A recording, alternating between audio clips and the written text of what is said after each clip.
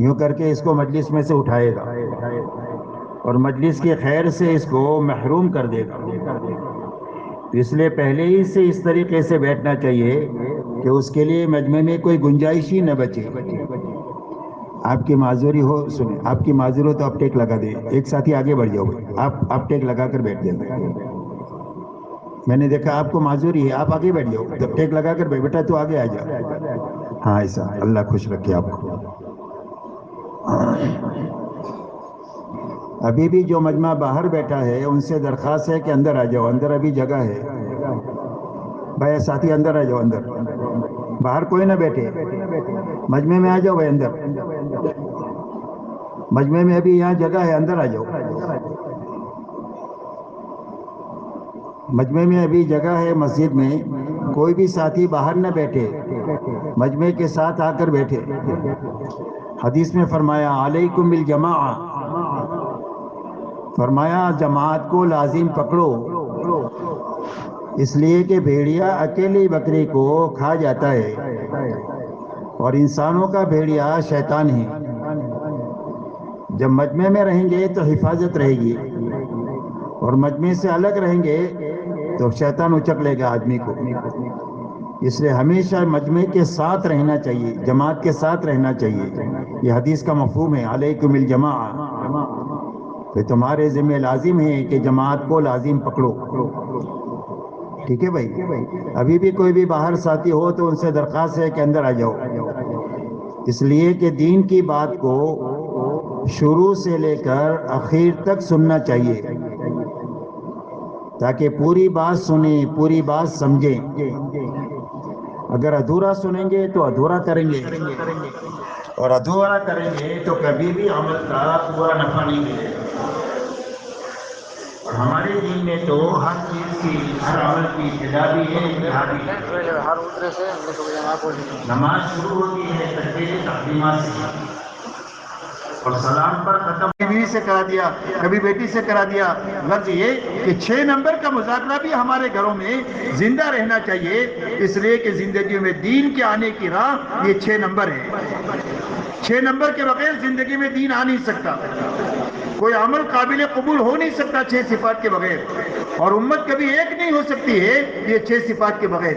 یہ اتنے جامع صفات ہیں.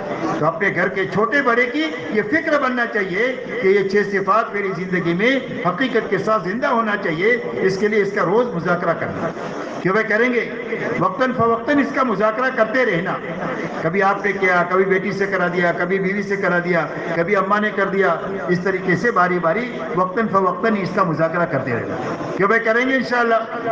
اسی کے ساتھ میں ہفتہ واری گشت اپنے محلے کا قربانی اور فکر کے ساتھ کرنا. قربانی کے ساتھ کرنے کے معنی یہ ہے کہ گشت کے وقت میں کوئی بھی دنیاوی کام آئے تو اس کو آگے پیچھے کرنا، اپنے گشت کو نہیں چھوڑنا. اس کے معنی ہے قربانی کے. جب قربانی کے ساتھ سارے اعمال کو کریں گے تو اس قربانی کی برکت سے اللہ روز ہدایت دیں گے. کیا دیں گے؟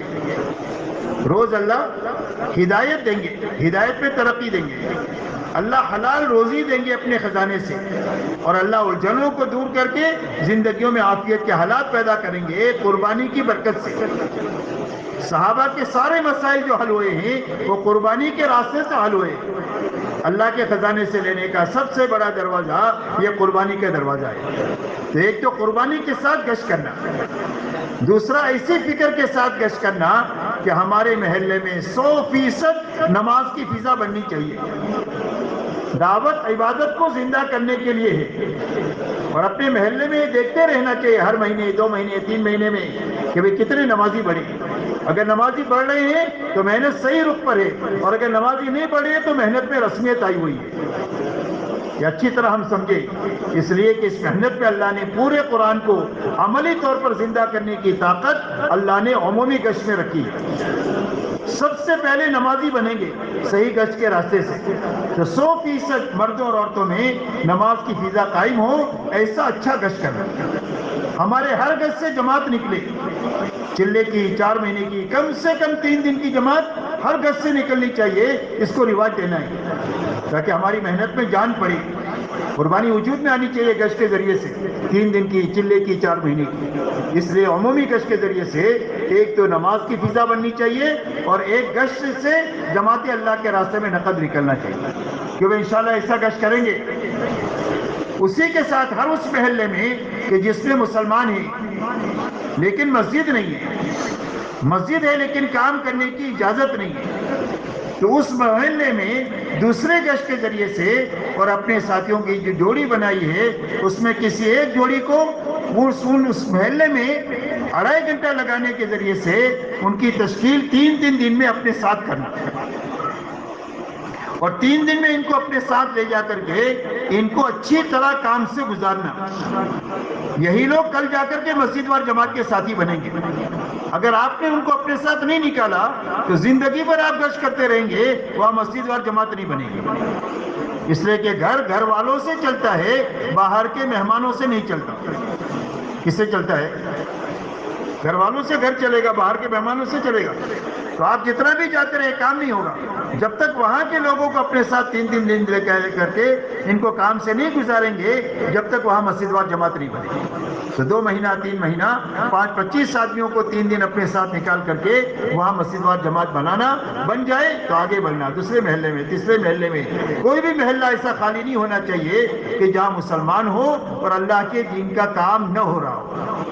اس لیے کہ دین کا کام نہیں ہوگا تو ہمارے محلوں میں بگاڑ وہیں سے آئے گا. باطل ان کو اعلی کار بنا کر اسلام اور مسلمانوں کے خلاف ان مسلمان کو ہی کھڑا کرے گا. تو اس کے لیے ہر محلے میں مسجد وار جماعت کے کام کو وجود دینا کہ بھائی کریں گے انشاءاللہ. اسی کے ساتھ میں آخری بات یہ ہے کہ ہمارے مہینے میں 27 دن اپنے گھر کاروبار کو حلال طریقے سے کرتے ہوئے اور ان اعمال کے ساتھ کرتے ہوئے 3 دن اللہ کے راستے میں جائیں گے، اور صرف جائیں گے نہیں بلکہ اپنی جماعت بنا کر کے جائیں گے. کیا کر کے جائیں گے بھائی؟ اپنی جماعت بنا کر. تو ہمارے اس مجمع میں کون کون ساتھی ایسے ہیں جو یہ کہیں کہ میں اپنی 3 دن کی جماعت خود بنا کر کے جاؤں گا؟ کہ وہ کون لے کر جائیں گے جماعت بنا کر اپنی؟ ماشاءاللہ. اور کون؟ ہاتھ اونچے رکھو. ابھی میں دیکھو کتنے لوگ ہیں ماشاءاللہ. دیکھو کام کی بنیاد بڑھنے کی یہ بنیادیں ہی ماشاءاللہ. اللہ تعالیٰ قبول فرمائے، برکت عطا فرمائے، استقامت عطا فرمائے.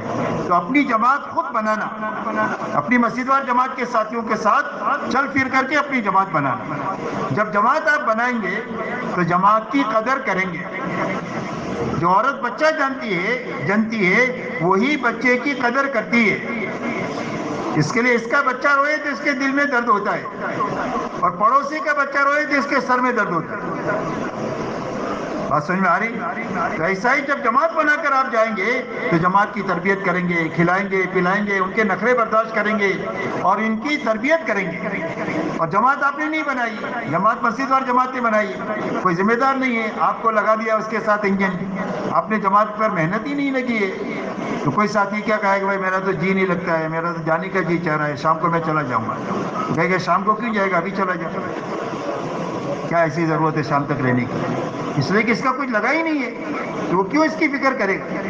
اس کے لیے اپنی جماعت کو بنانے کا کام یہ ہے کہ اپنی جماعت بنا کر جائیں گے تو ان کو کام کے بنا کر لے کر کے آئیں گے.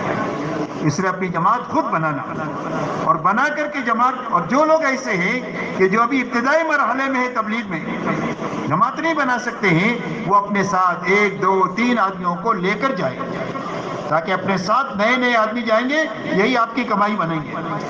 آپ نہیں ان کی تربیت کر سکتے ہیں، آپ کے ساتھ ذمہ دار ہے، وہ ان کی تربیت کر لیں گے، لیکن آپ ذریعہ بنے ہیں ان کو اپنے ساتھ 3 دن میں نکالنے کا، تو یہ آپ کے کھاتے میں کمائی بننی شروع ہو گئی، آپ کے ہاتھوں آدمی بننا شروع ہو گئے.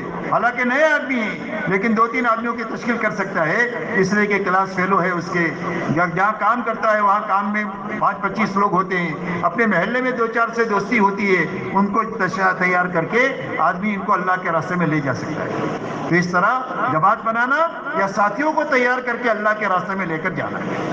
3 دن میں 2 کام کرنا. کیا کرنا؟ کتنے کام کرنا بھائی؟ 2 کام. ایک تو 3 دن میں وقت پورا کرنا. 3 دن میں وقت پورا کرنا. 3 دن میں کتنے گھنٹے ہوتے ہیں؟ 72 گھنٹے پورے لگانا. ہم کو نہیں معلوم ہے کہ کون سے گھنٹے میں ہماری تربیت ہے. بارش کے کون سے قطرے میں برکت ہے ہم نہیں جانتے، پہلے قطرے میں، دوسرے میں، اخیر میں. ایسا ہی ہماری تربیت کون سے گھنٹے میں ہے ہم کو نہیں معلوم. تو تربیت کی تلاش میں 72 گھنٹے پورے لگانا تاکہ کام کا پورا نفع ہم کو ملے. ایک تو 72 گھنٹے پورے لگانا. کیوں بھائی لگائیں گے؟ کون کون 72 گھنٹے پورے لگائیں گے انشاءاللہ 3 دن میں؟ ماشاءاللہ، اللہ تعالیٰ قبول. یہ کام کو صحیح کرنے کی بات کر رہا ہوں میں. تو 72 گھنٹے پورے لگانا. دوسرا 72 گھنٹوں میں کام پورا کرنا. وقت پورا ہو گیا بغیر کام کے تو جیسے جائیں گے ایسے واپس آئیں گے، جیسے گئے تھے ایسے ہی واپس آئیں گے. کوئی ترقی نہیں ہوگی صرف پھرنے سے. یاد رکھو، مولانا الیاس صاحب کا ملفوظ ہے کہ بغیر علم اور ذکر کے اور بغیر کام کے پھرنا یہ آوارہ گردی ہے.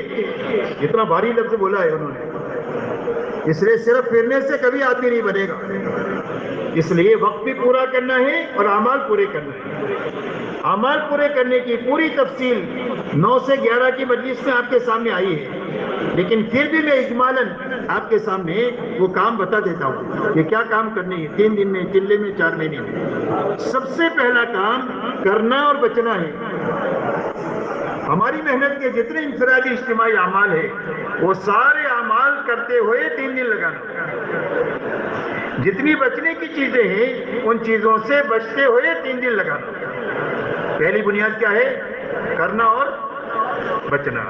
کرنے کے کام نہیں کیے تو اندر کچھ آئے گا نہیں. کرنے کے کام کیے، بچنے کی چیزوں سے نہیں بچے تو عمل کا جو نور آئے گا وہ چلا جائے گا. کہاں گئے تھے؟ کہیں نہیں. کیا لائے؟ کچھ بھی نہیں.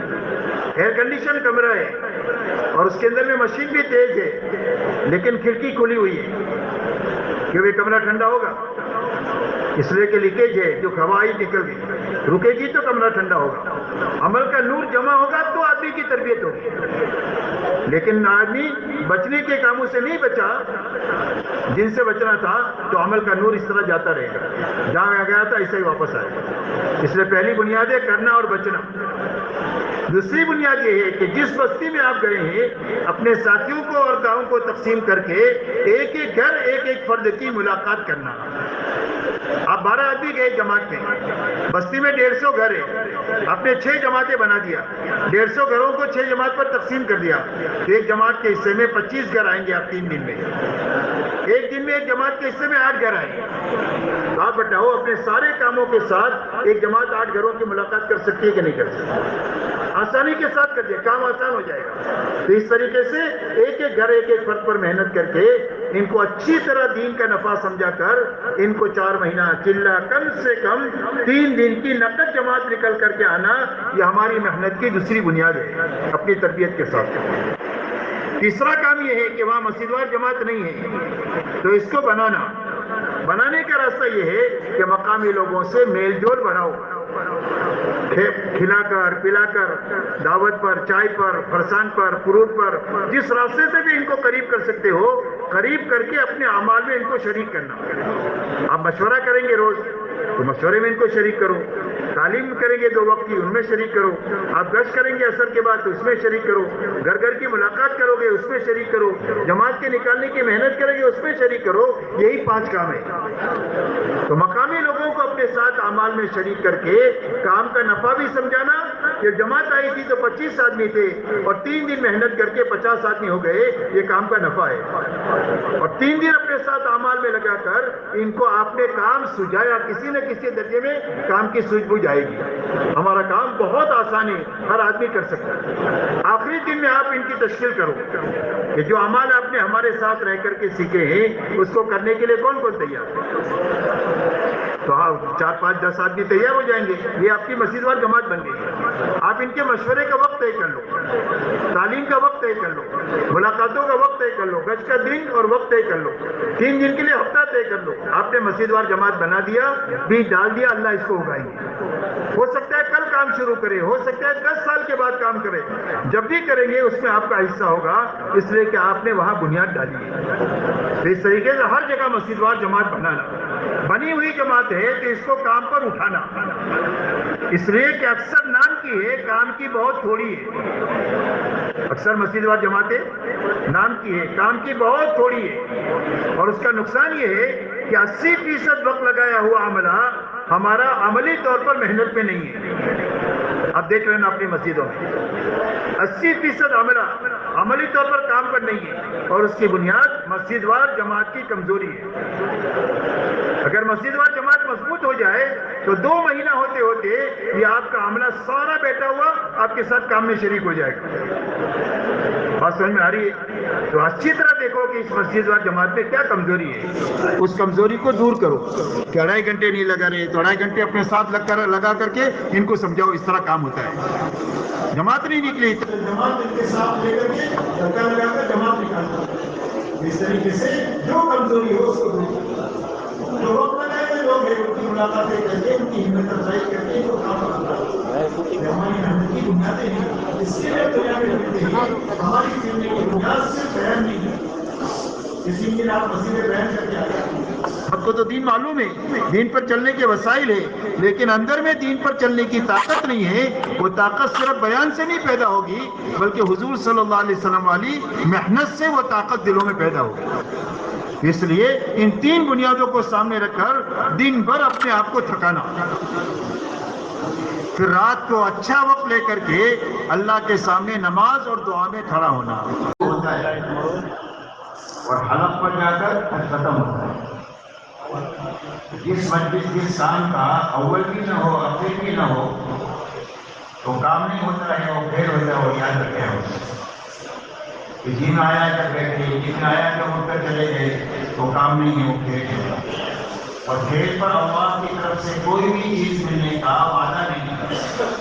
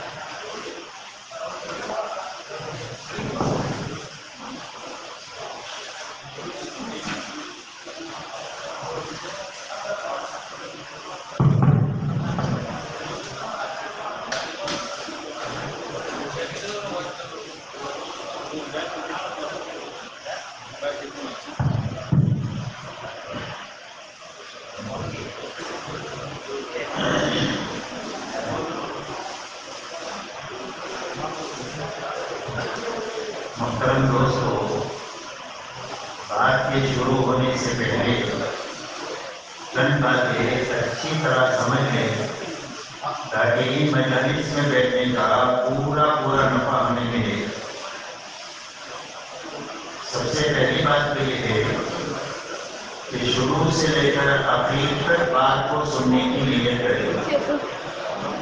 جو یہ شروع سے آخر تک رہیں کہ بیچ میں اٹھ کر جائیں گے، اس لیے ہر آدمی یہ کوشش کرے دلائی کہ کوئی معذور ہے، شوگر کا مریض ہے، پیشاب زیادہ رہی ہوئی ہے، وہ جا سکتا ہے، لیکن بغیر شرط و عذر کے کوئی آدمی بھی مجلس نہ چھوڑے.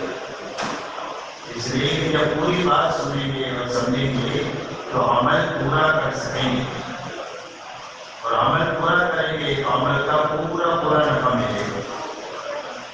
پورے عمل کا کوئی کام کا پورا نفع نہیں ہے. دوسری بات میرے دوست یہ ہے کہ پوری بات کو جاگ کر سننا.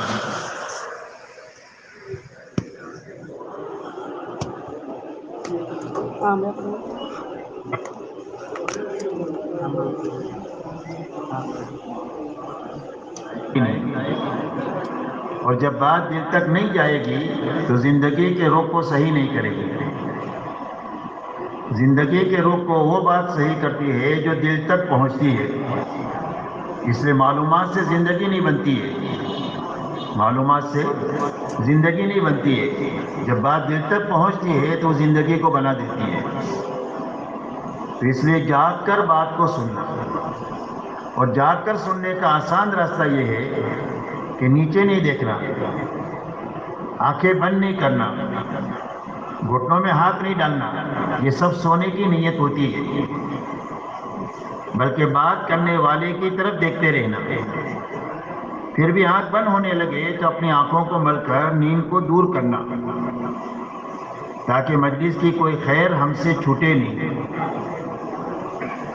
اپنے پڑوس میں بھی نظر رکھے، کوئی سو رہا ہو تو اس کو محبت سے جگا دے. یہ اس کے ساتھ خیر خواہی ہے. اس لیے جاگ کر پوری بات کو سننا، اسی کے ساتھ میں دھیان اور توجہ سے بات سننا کہ جسم بھی یہاں ہے اور دل دماغ بھی یہاں ہے. اس لیے کہ جسم یہاں ہے، دل دماغ کہیں اور گھوم رہا ہے. تو کانوں میں آواز ایسی پڑتی رہے گی جیسے ہارن کی آواز پڑتی ہے، ایسی بیان کی آواز پڑے گی. اندر کچھ نہیں جائے گا. اندر اس وقت میں جائے گا جب دل دماغ دونوں یہاں ہو تو بات دل تک جائے گی. تو اس کے لیے دھیان اور توجہ سے پوری بات کو سننا، اسی کے ساتھ عمل کی نیت سے سننا. اس لیے کہ اللہ کی طرف سے جو داد و دہیش کا نظام ہے وہ آدمی کی نیت ہے. اس لیے حدیث پاک میں فرمایا وَإِنَّمَا لِكُلِّ امْرِئٍ مَّا نَوَىٰ. فرمایا ہر آدمی کو وہ چیز ملے گی جس کی اس نے نیت کیا. ہر آدمی کو کیا ملے گا؟ جس کی وہ نیت کرے گا وہی ملے گا. جب عمل کی نیت کریں گے تو اللہ عمل کی توفیق دیں گے. جی چاہے نہ چاہے، حالات سازگار ہو ناسازگار ہو، ماحول مناسب ہو نامناسب ہو، ہر حال میں اللہ عمل کرا دیں گے عمل کی نیت کی برکت سے. دوسرا نفع یہ ہوگا کہ جو بات آپ سنیں گے وہ ضائع نہیں ہوگی، وہ محفوظ ہو جائے گی آپ کے دل دماغ میں عمل کی نیت کرنے کی وجہ سے. اور عمل کے وقت میں یاد آئے گی کہ فلانی مجلس میں ہم نے اس کام کو ایسا کرنے کے لیے سنا تھا. وہ کب یاد آئے گی؟ جب آپ عمل کی نیت سے سنیں گے تو کا بات محفوظ رہے گی، ورنہ ضائع ہو جائے گی، بات بھول جائیں گے. اس لیے عمل کی نیت سے بات کو سننا، اسی کے ساتھ اچھی طرح سمجھتے ہوئے اور اچھی طرح کرتے ہوئے اپنی زندگی میں کام کرنے والے بہترین آدمی تیار کرنا. یہ ہماری محنت کا صحیح رخ ہے. تو نیت یہ کرنا کہ پوری دنیا میں اللہ کی بات کو پہنچائیں گے، اپنے گھر سے لے کر عالم میں، اور ساری انسانیت تک بات کو پہنچائیں گے. تو پہنچانے کی نیت سے سننا یہ دین کے بعد کے حقوق ہے. جب حق کی ادائیگی کے ساتھ مجلس میں بیٹھیں گے تو مجلس کی پوری خیر ہم کو ملے گی. تو اب پورے عالم میں اور ساری انسانیت تک بات کے پہنچانے کا کیا راستہ ہے؟ فرمایا پورے عالم میں اور ساری انسانیت تک بات کے پہنچانے کا راستہ یہ ہے کہ جہاں تک جا سکتے ہیں اور جتنوں تک جا سکتے ہیں اپنی پوری زندگی کرتے ہوئے اور جاتے ہوئے جینا اور کرتے ہوئے مرنا. اور جو لوگ بچ گئے یا جو علاقے بچ گئے وہاں تک بات کو پہنچانے کے لیے اپنی زندگی میں کام کرنے والے بہترین آدمی تیار کر کے مرنا. یہ محنت کا صحیح رخ ہے. حضور پاک صلی اللہ علیہ وسلم کو اللہ نے بہت بڑا کام دے کر دنیا میں بھیجا تھا. آپ کی محنت کا میدان پورا عالم ہے، ساری انسانیت ہے اور قیامت تک کا زمانہ ہے. اتنا بڑا کام آپ کو دیا گیا، اور کام کے لیے زمانہ جو دیا گیا وہ صرف 23 سال کا دیا گیا. کتنا وقت دیا گیا؟ صرف 23 سال کا. کہ 23 سال میں اتنے بڑے کام پر آپ کو قابو پانا ہے. تو حضور صلی اللہ علیہ وسلم نے اپنے اتنے بڑے کام پر قابو پانے کے لیے کیا راستہ اپنایا؟ آپ نے بنفس نفیس انتھک محنت کیا، تھکا دینے والی محنت. اور اس محنت کو لے کر آپ نے پورے حجاز میں کام کیا. آپ کا لمبے میں لمبا سفر تبوک تک کا ہے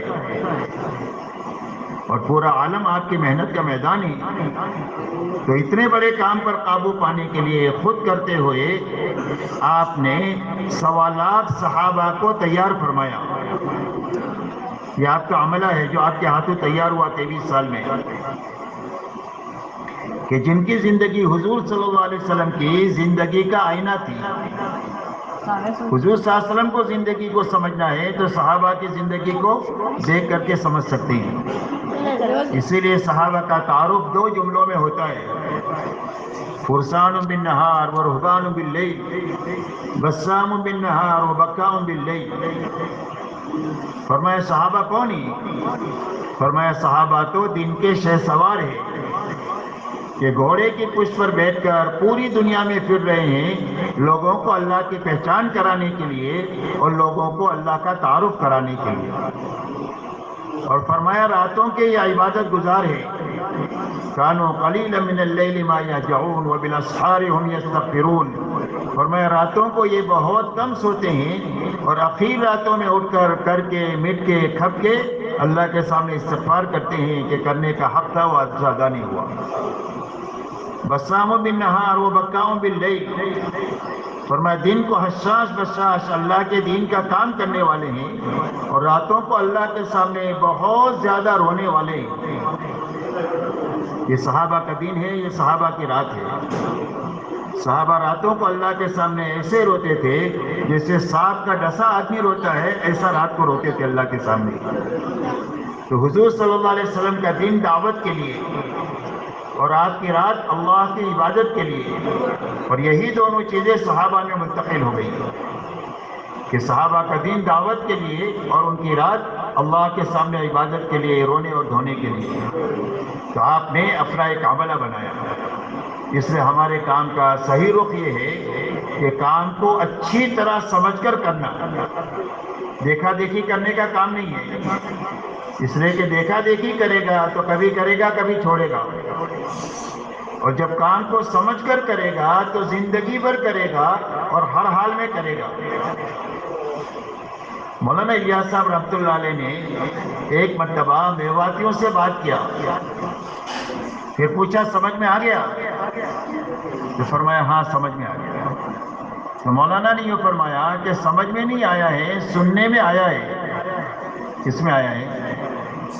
سمجھ میں نہیں آیا ہے، سننے میں آیا ہے.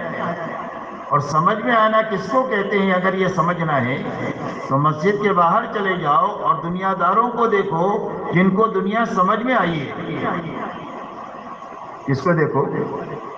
دنیا داروں کو جا کر کے دیکھو کہ جن کو اپنی دنیا سمجھ میں آئی ہوئی ہے، کہ ہر مشغلے والا پوری زندگی اپنے مشغلے میں ہے اور ہر حال میں اس مشغلے میں ہے.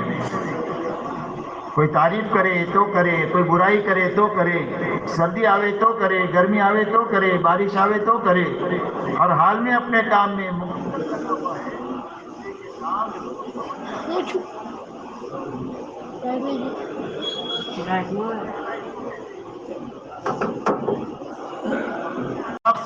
شقاق سے، کفر سے، کسی سرپٹول سے، ان ساری صفات سے اپنی زندگیاں پاک ہے. ان کی زندگیوں کو دیکھ کر آپ اسلام کو سمجھ سکیں. اسی لیے ان کی دعوت ہے اسلم و تسلم کا اسلام لاؤ سلامتی ملے گی. کا کون سا اسلام؟ فرمایا ہمارے جیسے ہو جاؤ. صحابہ کی دعوت کیا ہے؟ ہمارے جیسے ہو جاؤ. ہمارا دین وہ ہے جس پر اللہ کی رضا کی مہر لگی ہوئی ہے. ہمارے جیسے بن جاؤ گے تو اللہ تم سے بھی راضی ہو جائے گا. اتنا بڑا کام 23 سال میں ہو گیا. کس کے راستے سے؟ ان اعمال نبوت کے راستے سے اور محنت کی 2 مضبوط شکلوں کے راستے سے. دوسرا کام یہ ہوا کہ پورے حجاز کا ماحول ہو گیا، ماحول بن گیا. پورے حجاز میں سے کفر اور بت پرستی ختم ہو گئی. خصوصیت کے ساتھ مدینہ منورہ کا ماحول ایسا پاکیزہ بن گیا کہ اس ماحول میں 100% ایمان والوں کے دلوں میں اللہ رسول کی محبت سب سے زیادہ تھی. تلاش کرنے سے آپ کو کوئی بے نمازی نہیں ملے گا. ہر آدمی اپنے دین سے باخبر تھا، ہر آدمی اپنے دین پر عمل کرنے والا تھا. 100% مسلمان ایک دوسرے کے حق کو ادا کرنے والے تھے، اور حق ادا کرنے والے ہی نہیں تھے بلکہ احسان کرنے والے تھے کہ ایک بکری کی سیری گھر میں 7 گھروں میں گھوم کر واپس آتی ہے، ان کے فقر کا پتہ بھی دیتی ہے اور ان کے احسان اور اخلاق کا بھی پتہ دیتی ہے۔ کوئی بھی تلاش کرنے سے آپ کو دنیا کا طالب نہیں ملے گا، مدینہ میں سارے آخرت کے اور اللہ کی رضا کی طالب ملے گی۔ اور 100% ایمان والے اپنے آپ کو دین کا ذمہ دار سمجھتے تھے، جس طرح میں باپ ہوں، بچوں کا ذمہ دار ہوں، شوہر ہوں، بیوی کا ذمہ دار ہوں، ایسا ہی مسلمان ہوں، اسلام کی ذمہ داری بھی مجھ پر ہے۔ دنیا کی ذمہ داری کے پوری کرنے کے لیے جتنی جان مال صلاحیت لگانی پڑے وہ میں لگاتا ہوں، دین کی ذمہ داری کو پورا کرنے کے لیے بھی جتنا تقاضا ہوگا جان مال صلاحیت لگانے کا، میں اتنا ہی دین پر لگاؤں گا۔ ہر ایک ایمان والے کا ایک ہی جذبہ ہے۔ اسی لیے ایک انگریز مورخ لکھتا ہے کہ حضور صلی اللہ علیہ وسلم اور خلافت راشدہ کے زمانے میں اسلام فی گھنٹہ 120 کلومیٹر کی رفتار سے دنیا میں پھیل رہا تھا۔ اور اس کی وجہ کیا ہے؟ اس کی وجہ یہ ہے کہ اس زمانے کا ہر آدمی کا ایک ہی جذبہ تھا کہ ہمارا دین دنیا میں پھیلنا چاہیے، ہر کچے پکے مکان میں یہ پہنچنا چاہیے اور انسانیت جہنم سے بچنا چاہیے۔ اور اس کے لیے میں مالدار ہو کر کیا کر سکتا ہوں، اور میں غریب ہوں تو غریب ہو کر کیا کر سکتا ہوں، اس کے لیے مرد ہو کر کیا کر سکتا ہوں۔ ایک عورت کا ایک ہی جذبہ تھا کہ میں عورت ہو کر کیا کر سکتی ہوں۔ جوان اور بوڑھے ہر ایک کا ایک ہی جذبہ تھا، جس کے نتیجے میں اللہ کا دین صرف 53 سال کے عرصے میں دنیا کے کونے کونے میں پھیل ہی نہیں گیا، بلکہ حق دنیا میں بلند ہو گیا اور کفر کی گردن جھک گئی اور باطل زندگیاں زیر ہو گئی اور حق کی زندگیاں دنیا میں عام ہو گئی، اور کروڑوں کروڑوں انسان غلط زندگی چھوڑ کر صحیح زندگی کی طرف آئے ہیں صرف 53 سال کے عرصے میں۔ 23 سال نبوت کا زمانہ ہے اور 30 سالہ خلافت راشدہ ہے۔ اتنی آدھی صدی میں اتنا بڑا کام دنیا میں ہوا، اس کی بنیاد یہ اعمال نبوت ہے، اور ان اعمال نبوت کو قائم کرنے کے لیے نقل و حرکت اور مقامی محنت ہے۔ اس لیے میرے محترم دوستو، آج کے دن آپ طے کرو کہ انشاءاللہ اس محنت کو ہم کو اچھی طریقے سے کرنا ہے۔ کیوں بھائی کرنا ہے؟ اور محنت کو پورا کرنا ہے۔ کیا کرنا ہے؟ اس کا نتیجہ اس وقت نکلے گا جب محنت صحیح ہو، اور جب محنت پوری ہو تو پھر کام پورا ہو جائے گا۔ محنت صحیح نہیں بنی تو محنت ہی کام ہی نہیں ہوا۔ محنت صحیح ہے لیکن ادھوری ہے تو اس کا نتیجہ ادھورا ہی نکلے گا۔ اس لیے ہمارے ذمے یہ دو کام ہیں، محنت صحیح ہونا چاہیے اور محنت پوری ہونی چاہیے۔ اس لیے کہ مولانا الیاس صاحب رحمۃ اللہ علیہ فرماتے تھے کہ میں اس کام کو کار نبوت یقین کرتا ہوں، اس کام کو حضور صلی اللہ علیہ وسلم والا کام سمجھ کر کر رہا ہوں۔ اور یوں فرماتے تھے کہ مجھے قرن اول کا ہیرا اللہ نے دے دیا۔ کیا فرماتے تھے؟ کہ حضور صلی اللہ علیہ وسلم کے زمانے کا اللہ نے مجھے ہیرا عطا فرما دیا۔ اس لیے اس محنت کی قوت کا مولانا کو انداز تھا۔ اس لیے جب ان سے پوچھا گیا کہ آپ اس محنت سے کیا چاہتے ہیں، تو فرمایا میں اس محنت سے یہ چاہتا ہوں کہ امت اس محنت کو کرتے کرتے دین کی اس سطح تک پہنچ جائے جہاں حضور صلی اللہ علیہ وسلم امت کو چھوڑ کر گئے تھے۔ یہ ہماری منزل ہے تبلیغ کی، چلہ 4 مہینہ یہ منزل نہیں ہے، یہ تو وہاں تک پہنچنے کے لیے ایک راستہ اللہ والوں نے ہماری کمزوری کو سامنے رکھ کر کے بنایا ہے کہ اچھا 4 مہینہ لگائیں گے، اور پابندی کے ساتھ میں سالانہ 4 مہینہ یا چلہ اچھا لگاتے رہیں گے، اور ماہانہ 3 دن اچھی طرح لگاتے رہیں گے پابندی کے ساتھ میں، اور روزانہ کی محنت میں 2.5 گھنٹے سے لے کر 8 گھنٹہ تک لگاتے رہیں گے، تو اللہ تعالیٰ صحیح محنت کے راستے سے وہاں تک پہنچا دیں گے یا پہنچنے والوں کے ساتھ حشر فرما دیں گے۔ تو ہماری منزل تو صحابہ ہے۔ ایسا نہیں ہے کہ ہم یہ محنت کرتے کرتے صحابی بن جائیں گے، صحابی کوئی نہیں بن سکتا، لیکن جو بنیادیں صحابہ میں زندہ ہوئی ہے وہ قیامت تک صحیح محنت کے راستے سے اور پوری محنت کے راستے سے بڑے بڑے مجموعوں میں دوبارہ زندہ ہو سکتی ہے۔ اس لیے کہ صحابہ کو اللہ ہی نے صحابہ بنایا ہے، وہ اس بات پر قادر ہے کہ جو بنیادیں صحابہ میں زندہ ہوئی تھی وہ قیامت تک دوبارہ امت میں زندہ ہو سکتی، اور جب امت میں یہ بنیادیں زندہ ہوگی تو اللہ تعالیٰ اس وقت میں سے وہ کام لیں گے جو اللہ نے صحابہ سے کام لیا۔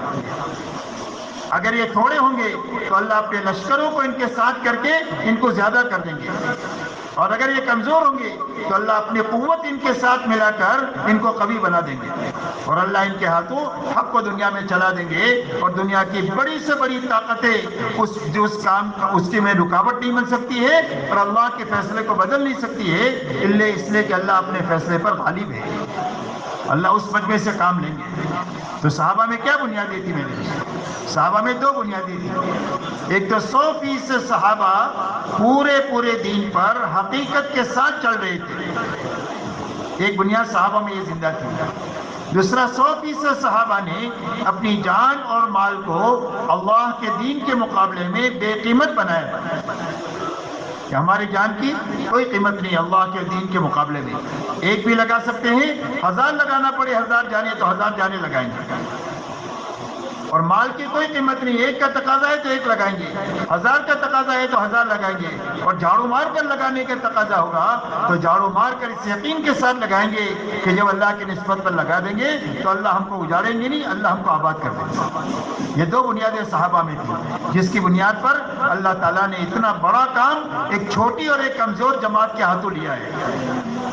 صحابہ کی جماعت چھوٹی بھی ہے اور کمزور بھی ہے، لیکن اتنی چھوٹی اور کمزور جماعت کے ہاتھوں اتنا بڑا کام اللہ نے جو لیا وہ ان دو بنیادوں کی وجہ سے لیا، ایک پورے دین کی بنیاد پر اور جان مال کو اللہ کے دین کے مقابلے میں بے قیمت بنانے کی بنیاد پر اللہ نے لیا۔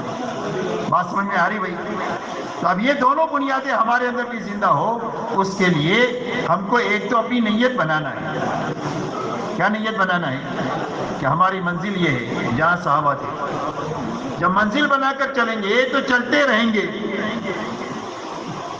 جب منزل یہ بنائیں گے تو چلتے رہیں گے، اور منزل یہ نہیں بنائیں گے چلا 4 مہینے کو منزل بنایا، بیرون کے سفر کو منزل بنایا، تو پھر آدمی راستے کی صعوبتوں سے گھبرا کر کے یا تو بیٹھ جائے گا یا راستہ بدل دے گا، دوسرا کام کر کے رذائل بھی پیدا ہو سکتے ہیں، کام کرتے کرتے آدمی کے اندر میں عجب پیدا ہو سکتا ہے، کبر پیدا ہو سکتا ہے، خود پسندی پیدا ہو سکتی ہے، لیکن صحابہ کو سامنے کے رکھنے کی وجہ سے سارے رذائل سے بھی پاک رہے گا اور موت تک چلتا رہے گا، اس لیے کہ منزل صحابہ کو بنایا۔ اس لیے میرے دوستوں نیت کرو کہ صحابہ کو منزل بنا کر آج سے چلنا شروع کریں گے، کیوں بھائی سارا مجمع تیار ہے اس کے لیے؟ اب اس کے لیے ایک تو میرے دوستوں اپنی محنت کو صحیح کرنا ہے، دوسرا اپنی محنت کو بڑھانا ہے، اس لیے کہ منزل تک پہنچنے کے لیے 2 شرطیں ہیں، ایک تو رخ صحیح ہونا چاہیے اور چلتے رہنا چاہیے۔ رخ صحیح کا رخ بدل گیا، مخلوق کی طرف ہو گیا، مال والوں کی طرف یا ملک والوں کی طرف یا عہدے والوں کی طرف، تو تبلیغ سے اللہ سے قریب ہونے کے بجائے اللہ سے دور ہوتا رہے گا۔ اس میں رخ صحیح رہنا چاہیے اللہ کی طرف، اللہ کے حکموں کی طرف اور آخرت کی طرف، اور چلتے رہنا چاہیے، اور چلتے رہنے میں آہستہ آہستہ اپنی محنت کو بڑھاتے رہنا چاہیے، کسی جگہ ٹھہرنا نہیں چاہیے، اس لیے کہ ہماری محنت میں ٹھہراؤ نہیں ہے۔ کیا نہیں ہے؟ ٹھہراؤ نہیں۔ آپ پتھر ہے اوپر ڈالیں گے تو قوت ہوگی تو اوپر جائے گا، اور قوت ختم ہوگی تو نیچے آئے گا۔ ایسا ہی تبلیغ ہے، تبلیغ میں ایک جگہ آدمی ٹھہرے گا نہیں، یا تو ترقی کرے گا یا نیچے جائے گا، ٹھہراؤ نہیں۔ تو ترقی کے لیے کیا راستہ ہے؟ فرمایا ترقی کے لیے راستہ اپنی محنت میں، صحیح محنت میں بڑھتے رہنا، یہی ترقی کا ذریعہ ہے۔ آدمی کے بننے کے لیے کوئی گولی نہیں ہے سوائے صحیح محنت کے۔ آدمی کیسے بنے گا؟ صحیح محنت سے بنے گا، صحیح محنت سے باقی رہے گا، اور صحیح محنت سے ترقی کرے گا۔ دوسری کوئی گولی ہے ہی نہیں، یاد رکھو۔ بننے کے لیے صحیح محنت ہے، باقی رہنے کے لیے صحیح محنت ہے، اور ترقی کرنے کے لیے صحیح محنت ہے۔ اس لیے آہستہ آہستہ اپنی محنت میں آگے بڑھنا۔ اس لیے آگے بڑھنے کے لیے کیا راستہ ہے؟ آگے بڑھنے کے لیے میرے دوستوں راستہ یہ ہے کہ آپ جن جن مسجدوں سے آئے ہیں ان مسجدوں میں کتنے لوگ وقت لگائے ہوئے ہیں وہ آپ کو معلوم ہے۔ ملک کے مرکز کو نہیں معلوم ہوتا، شہر کے مرکز کو یہ بات معلوم نہیں ہوتی آپ کی مسجد میں کتنا عملہ ہے وقت لگایا ہوا، سال لگائے ہوئے ہیں، 4 مہینہ لگائے ہوئے ہیں، چلہ لگائے ہوئے ہیں، 3 دن لگا کر کے مستقل محنت میں چل رہے ہیں، یہ ہمارا عملہ ہے۔ بات سمجھ میں آ رہی بھائی؟ تو جو عملہ آپ کی مسجد کے اطراف میں ہیں ان سارے عملے کو سامنے رکھ کر خروج کو سوچنا ہے کہ اگر یہ سارا عملہ جو سال لگائے ہوئے ہیں، 4 مہینہ لگائے ہوئے، چلہ لگائے ہوئے، 3 دن لگا کر کے محنت میں چلنے والے، اگر ان کا سب کا سالانہ وقت وصول ہو جائے، 4 مہینے یا چلہ، ماہانہ وقت وصول ہو جائے 10 دن یا 3 دن، روزانہ کا وقت وصول ہو جائے 8 گھنٹے یا 2.5 گھنٹے، تو ہمارے کام کی کیا شکل بن سکتی ہے اس کو سامنے رکھ کر کام کو سوچنا۔ بات سمجھ میں آ رہی بھائی؟ جس آدمی نے بھی ایک مرتبہ وقت لگا دیا وہ ضائع نہیں ہونا چاہیے، وہ کام میں لگے رہنا چاہیے اور نیا عملہ آنا چاہیے، تو تھوڑے سے عرصے میں کام کی مضبوط شکل بن جائے گی۔ اگر مجمع وقت لگاتا رہے گا اور ضائع ہوتا رہے گا تو لمبے زمانے تک کام کی مضبوط شکل نہیں بنے گی۔ یاد رکھو، کام کی مضبوط شکل بننے کا ایک ہی راستہ ہے کہ جو محنت میں آئے وہ جمے، آگے بڑھے اور نیا مجمع آتا رہے۔ حضور صلی اللہ علیہ وسلم کے زمانے میں 23 سال میں کام پورا ہونے کی بنیاد یہ ہے کہ جو آپ کی محنت سے آیا وہ محنت پر باقی رہا، آگے بڑھتا رہا اور نیا مجمع آتا رہا۔ تو آپ دیکھو 23 سال میں کام پورا ہو گیا، اس لیے کہ آنا ہی آنا ہے، جانا نہیں ہے۔ آنا ہی آنا ہے، جانا نہیں ہے۔ ٹانکی اوپر سے پانی آ رہا ہے، نیچے سوراخ ہے کہ بھئی ٹانکی میں کوئی چیز جمع ہوگی، کما کر کے جیب میں ڈالا اور جیب پھٹا ہوا ہے، صبح سے شام تک ڈالتے رہے، گھر پہ آئے تو جیب خالی ہے، کہاں گئے تھے کہیں نہیں، کیا لائے کچھ بھی نہیں۔ اس لیے کام کے جلدی سے جلدی کام کی مضبوط شکل بننے کی ایک ہی شکل ہے کہ جو ہمارا معاملہ وقت لگایا ہوا ہے اس سارے عملے کو آپ سامنے رکھ کر کام سوچو کہ بھئی ان سب کا وقت لگنا چاہیے۔ اس کے لیے ان کی خوشامد کرو، ان کی ملاقات کرو، ان کو کھلاؤ، ان کو پلاؤ، ان کے ساتھ تعلق بڑھاؤ، ان کا اکرام کرو، جس راستے سے بھی آپ کر سکتے ہیں ان سب کا سالانہ ماہانہ یومیہ وقت وصول کرنا۔ کیوں بھئی یہ نیت سے آپ جائیں گے اپنے مقامات پر کہ انشاءاللہ وصول کریں گے ان کو، اور وصول کرنے کے لیے آپ کو 1 سال کا وقت دیتے ہیں۔ یہ ہمارے حضرات سال میں ایک مرتبہ آپ کے پاس آتے ہیں، کہ وہ 1 سال میں آتے ہیں نا، تو 1 سال تک آپ ایسی محنت کر ڈالو اپنی مسجدوں پر کہ جتنے وقت لگائے وہ لوگ ہیں ان کا سالانہ وقت لگ جائے 4 مہینہ یا چلہ، مہینے کے 3 دن یا 10 دن پر آ جائے، یا کم سے کم 8 گھنٹہ یا 2.5 گھنٹے پر آ جائے۔ اتنی محنت انشاءاللہ اپنے کو سال بھر میں کرنی ہے کہ بھئی کرو گے انشاءاللہ۔ تو ایک تو یہ محنت کا رخ سوچنا، اس پر محنت کرنا، محنت کا طریقہ بھی بتائیں گے، اور اس پر دعا کی طاقت لگانا۔ کیا کرنا؟ دعا کی طاقت لگانا۔ یہ ہمارے ذمہ 3 کام ہیں، کام کا صحیح رخ سوچنا، محنت کرنا اور دعا کرنا۔ باقی نتیجہ اللہ کے ہاتھ میں ہی۔ ہو سکتا ہے کہ سال میں سارے وصول ہو جائے، ہو سکتا ہے 50% وصول ہو جائے، ہو سکتا ہے 25% وصول ہو جائے۔ جتنے بھی وصول ہو جائیں گے آپ کی محنت اللہ کے دربار میں قابل قبول ہوگی۔ اگر محنت آپ نے پوری کر دیا اور کام کا یہ رخ سوچ کر آپ نے کام شروع کیا اور دعا کی طاقت لگائی، اگر 50 سال کے بعد یہ محنت کی یہ شکل وجود میں آئے گی تو بھی آپ کا اس میں حصہ ہوگا، اس لیے کہ آپ شروع کر کے کام جائیں گے۔ بات سمجھ میں آ رہی میری بھائی؟ کوئی مشکل بات تو نہیں کہہ رہا نا میں؟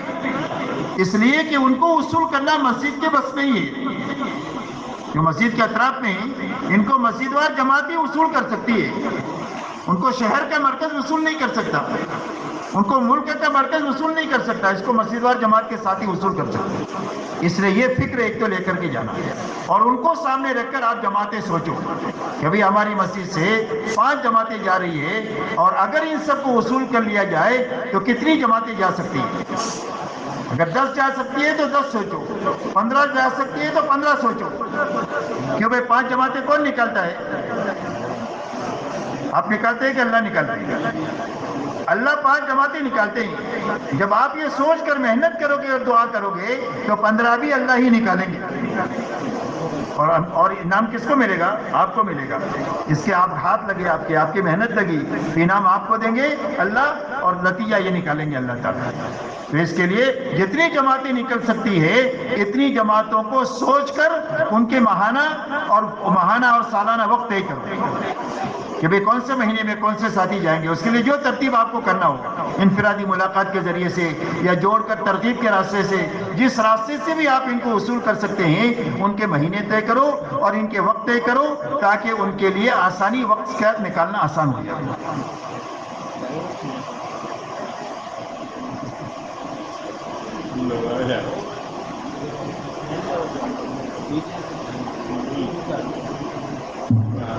اس لیے کہ عملے کو سامنے رکھ کر جب آپ کام سوچو گے تو ابھی اس وقت میں جتنا کام ہو رہا ہے، یہ بلا مبالغہ میں کہتا ہوں بلکہ تھوڑا کہتا ہوں کہ جتنی جماعتیں اس وقت میں آپ کی نکل رہی ہے 3 دن کی، چلے کی، 4 مہینے کی، اس سے 10 گنا جماعتیں آپ کی سالانہ نکلے گی. اب اپنی مسجدوں میں اس کا حساب لگا دینا، بلا مبالغہ کہہ رہا ہوں میں، جتنی جماعتیں نکل رہی ہے اس سے 10 گنا جماعتیں نکلنے کی استعداد آپ کی مسجدوں میں موجود ہے. جب اس رخ سے کام سوچ کر اور محنت کر کے دعا کی طاقت لگاؤ گے تو اللہ تعالیٰ اپنی قدرت سے اس کو ظاہر فرما دے گا. تو انشاءاللہ کریں گے یہ. دوسری بات میرے دوستو یہ ہے کہ اب یہ ساری تشکیل قابو میں آئے، اس کے لیے مقامی محنت کو صحیح کرنا ہے اور بڑھانا ہے. مقامی محنت کو صحیح کرنا ہے اور بڑھانا ہے. تو صحیح کرنے کی ترتیب کیا ہے؟ صحیح کرنے کی ترتیب یہ ہے کہ اپنے ساتھیوں کو بھی تقسیم کرو، اپنے علاقے کو بھی تقسیم کرو. مسجد کے اطراف میں جتنے گھر ہیں اور اس میں کام کرنے والے مسجد میں جتنے ساتھی ہیں، ساتھیوں کی 2-2 کی 3-3 کی جماعتیں بناؤ اور ان گھروں کو ان کے اوپر تقسیم کرو. اس سے یہ نفع ہوگا کہ ہر جماعت کو اپنا کام ملے گا کہ مجھے اتنا کام مہینہ بھر میں کرنا ہے، اور مہینہ بھر جب اپنا کام کریں گے تو ان کو کام کا نفع بھی سامنے آئے گا کہ ہم نے یہ 50 گھر میں 1 مہینہ محنت کیا، الحمدللہ 10 آدمی نمازی بن گئے. 5 آدمیوں نے 3 دن لگایا، نئے آدمیوں نے 2 آدمی چلے کے لیے گئے، 2 آدمیوں نے غلط زندگیوں سے توبہ کیا. یہ کام کا نفع ہے. تو جب یہ 2 ساتھیوں کے سامنے اپنے 50 گھروں پر محنت کا نفع مہینے میں نظر آئے گا تو ان کی طبیعتیں کام پر چلے گی نہیں بلکہ دوڑے گی. آپ ان کو روکنا چاہو گے تو رکیں گے نہیں. کاروبار میں نفع نظر آتا ہے تو آدمی بہت تھکتا ہے، کوئی تشکیل نہیں، کوئی ترغیب نہیں، کوئی وصولی نہیں، اور پوری طریقے سے تھکتا ہے، اس لیے کہ نفع نظر آ رہا ہے. تو محنت کا نفع ہر 2 آدمیوں کے سامنے آنا چاہیے کہ مہینہ بھر کی محنت سے کیا نفع ہوا، تو طبیعت ان کی کام پر چلے گی. دوسرا 100% کام ہو جائے گا مہینہ ہوتے ہوئے، اور تعمیری کام ہوگا. کیا کام ہوگا؟ تعمیری کام.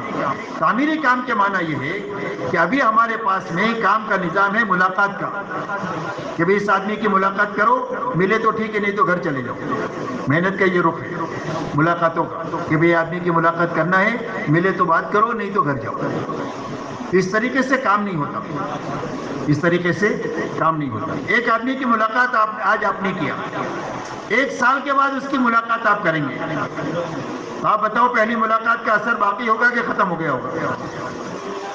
ختم ہو گیا. لیکن ایک آدمی سے آپ آج ملے، 1 مہینے کے بعد پھر ملے، تو پہلی ملاقات کا اثر ابھی باقی ہوگا. رات ملے کہ پہلی مرتبہ آپ سے منہ بنا کر کے ملا تھا، دوسری مرتبہ آپ جائیں گے تو اچھے منہ سے ملے گا، اچھے منہ سے ملا، آپ نے بات کیا، ہوں ہاں تو نہیں کیا لیکن بات سنا آپ کی. تیسری مرتبہ آپ گئے، پھر آپ نے بات کیا، اب ہوں ہاں کرے گا، یہ بات تو اچھی ہے، ماشاءاللہ اچھا کام ہے، ہاں یہ کرنا چاہیے، لیکن میرا ایسا ہے ویسا ہے، یوں کرے گا. چوتھی مرتبہ آپ جاؤ گے تو وہ چوتھی 5ویں مرتبہ میں وہ آپ کے ساتھ نکلے جائے گا. یہ تعمیری کام اس کو کہتے ہیں کہ ایک جگہ اتنا کھودو کہ پانی تک پہنچ جاؤ، ایک جگہ اتنا کھودو کہ پانی تک پہنچ جاؤ تو جا کر کے پانی ملے گا. آپ نے تھوڑا یہاں کھودا، پھر وہاں کھودا، پھر وہاں کھودا، سال بھر کھودتے ہی رہے، کہیں پانی نہیں ملا. اس لیے تعمیری کام کی شکل یہ ہے کہ ایک آدمی سے ملے ہیں 1 مہینہ میں، دوسرے مہینے پھر ملنا. یہ اس وقت میں ہوگا جب آپ گھروں کو تقسیم کرو گے اور اپنے ساتھیوں کو تقسیم کرو گے. اس لیے طے کرو کہ انشاءاللہ جن کے یہاں یہ ترتیب بنی ہوئی ہے اس طرح اس کو مضبوط کریں گے، اور نہیں بنی ہوئی ہے تو انشاءاللہ آج سے وہ ترتیب قائم کریں گے. جو بھائی تیار ہے اس کے لیے؟ کون کون کریں گے یہ ترتیب قائم کریں گے؟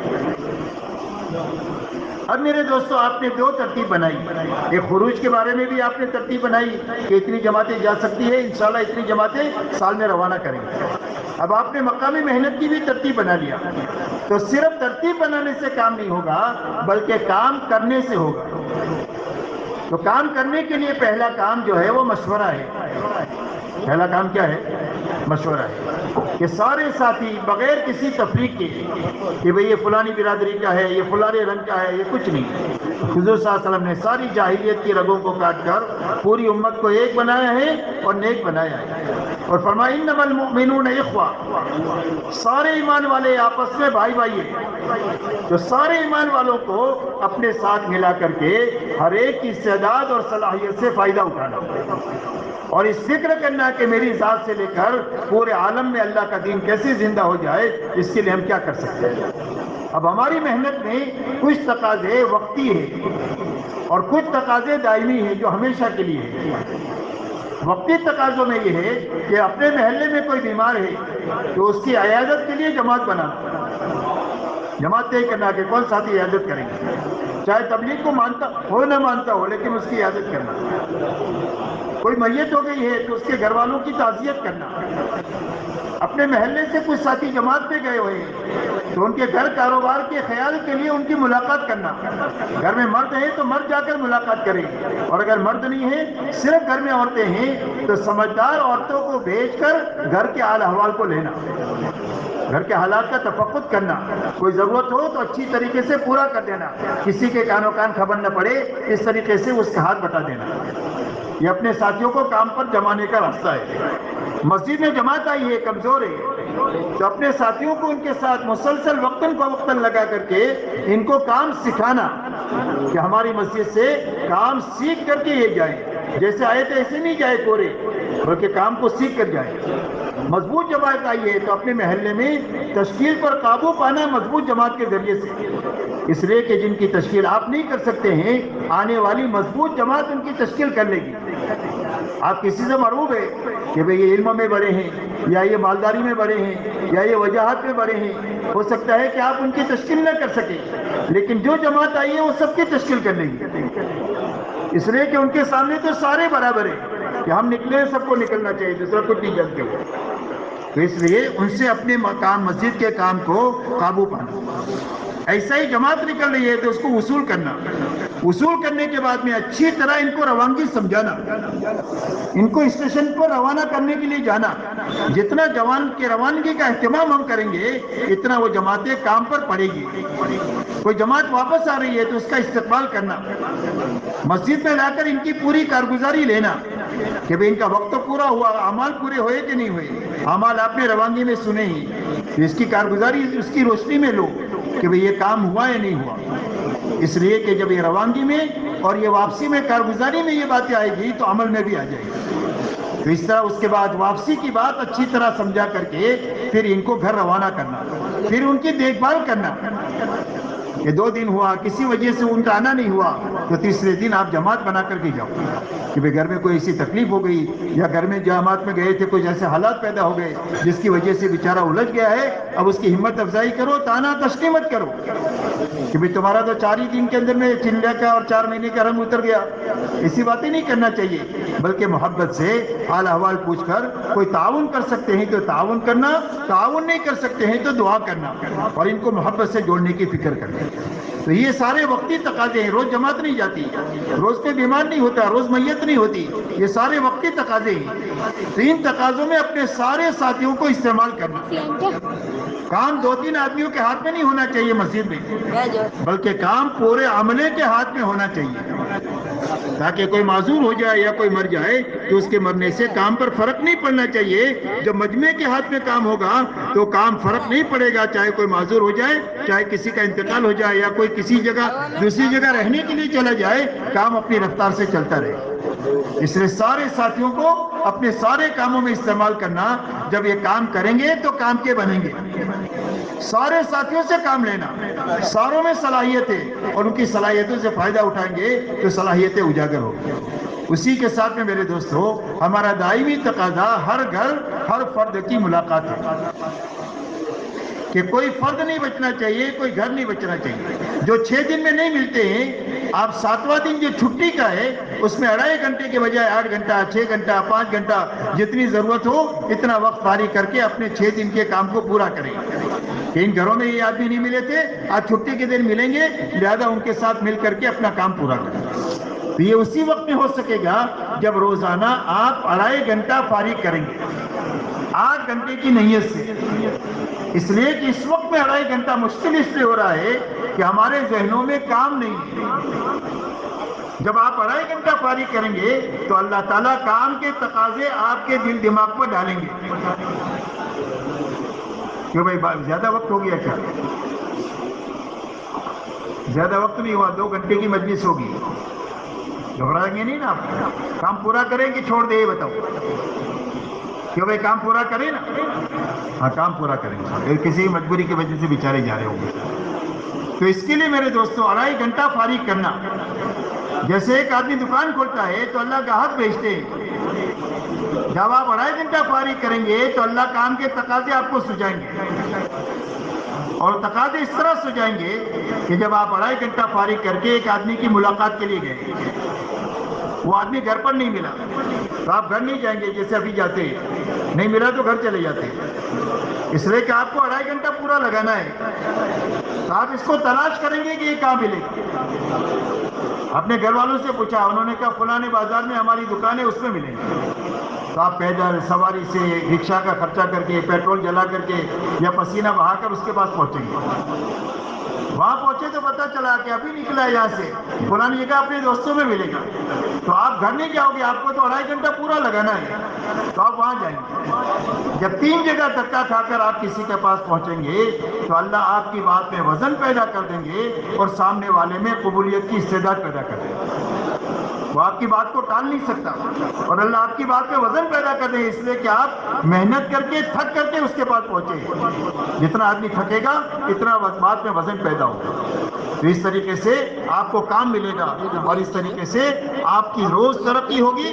آپ 2.5 گھنٹہ پھرتے رہے 4-5 آدمیوں کی تلاش میں اور کوئی آدمی بھی نہیں ملا, لیکن آپ تھک ہار کر مسجد میں آئے اور 2 رکعت نماز پڑھ کر اللہ سے ان کا نام لے کر دعائیں مانگیں گے تو اللہ تعالیٰ آپ کی دعاؤں کو ان کے حق میں قبول کریں گے.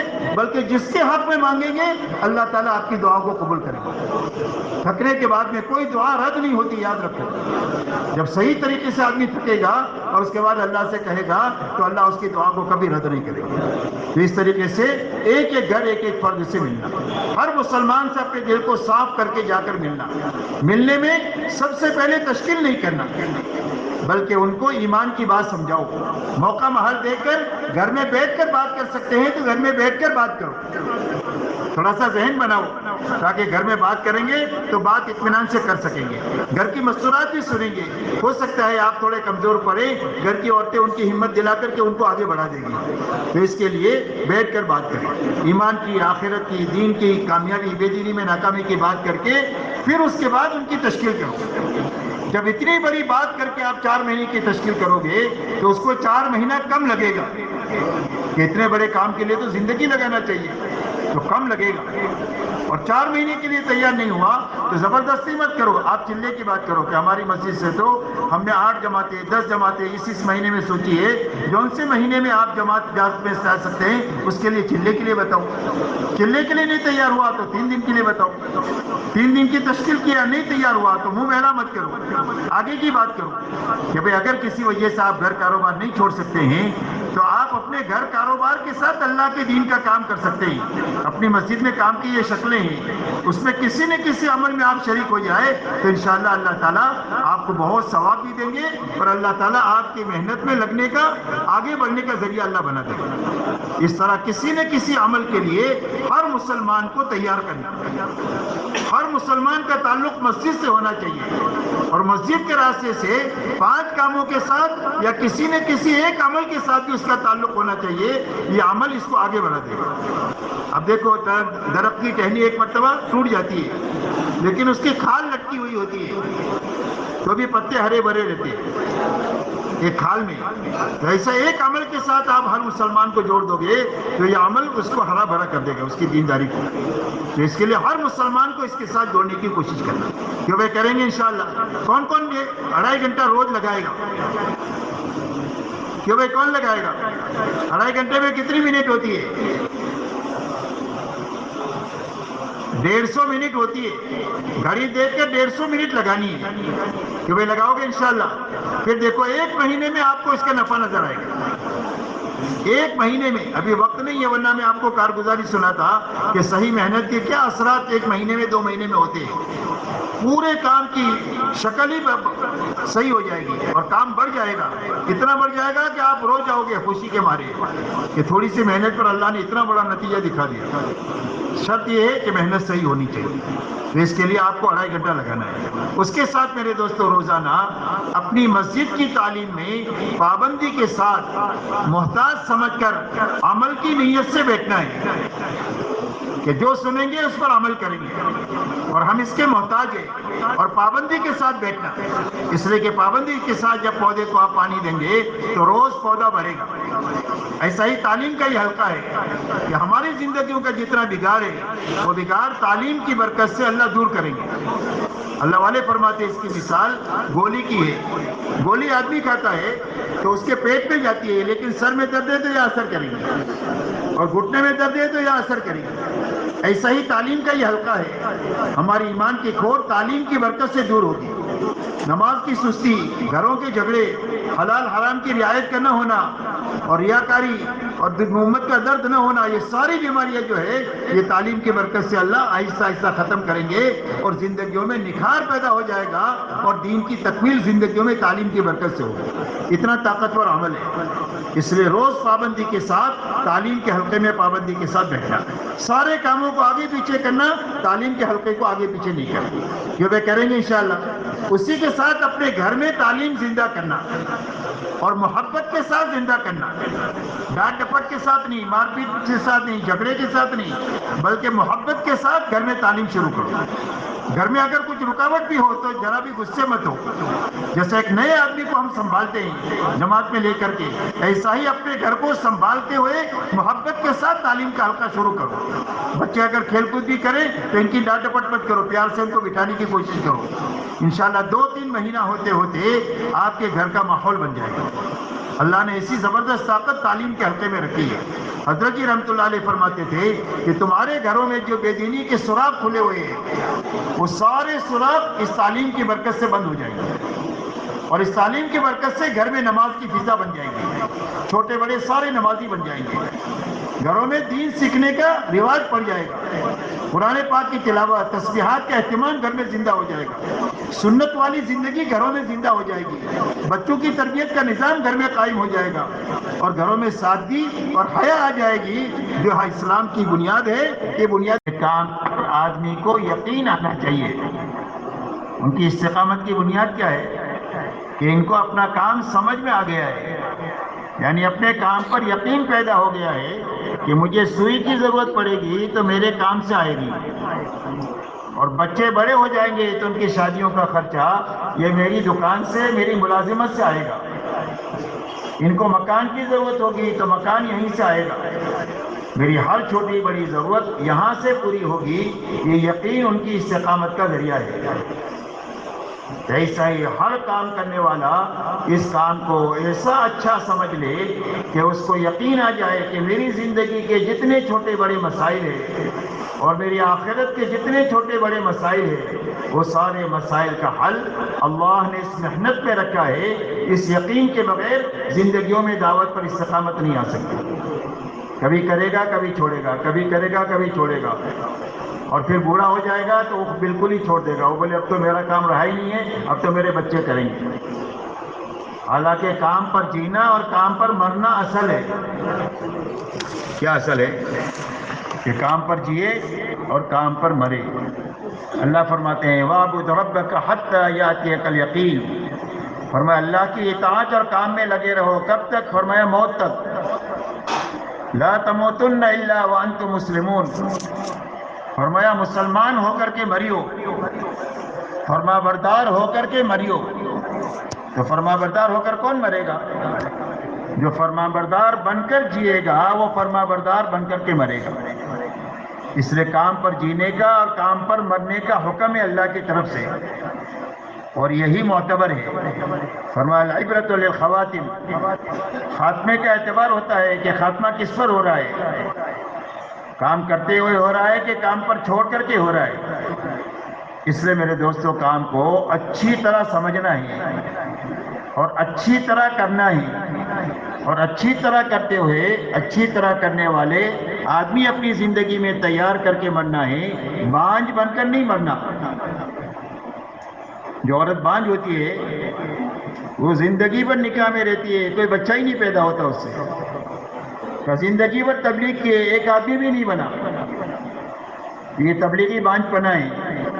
تو بانجھ بن کر نہیں مرنا چاہیے، اپنے پیچھے بہت بڑا عملہ کام کا چھوڑنا چاہیے کہ جو قیامت تک ہمارے کھاتے میں ان کے اعمال کا ثواب ان کو بھی ملتا رہے اور ہمارے پاس بھی پہنچ رہے. کیوں بھائی ان باتوں کو سامنے رکھ کر سنیں گے؟ انشاءاللہ تم اتنا آہستہ بولتے ہو کہ جیسے نیند میں آدمی بولے. کیوں بھائی ان باتوں کو سامنے رکھ کر سنو گے؟ ہاں بس ایسا جاگ کر سنو، اور جو باتیں ہوگی وہ اسی کے اطراف ہوگی جو میں نے آپ سے کہی ہے، اسی لیے کہ محنت کا وہ رخ اللہ ہم سب سے کروا دے کہ جس کے نتیجے میں ہمارا یقین بھی بڑھے، ہمارا عمل بھی صحیح ہو جائے، اور ہماری محنت سے آدمی بھی دنیا میں بنتے رہے.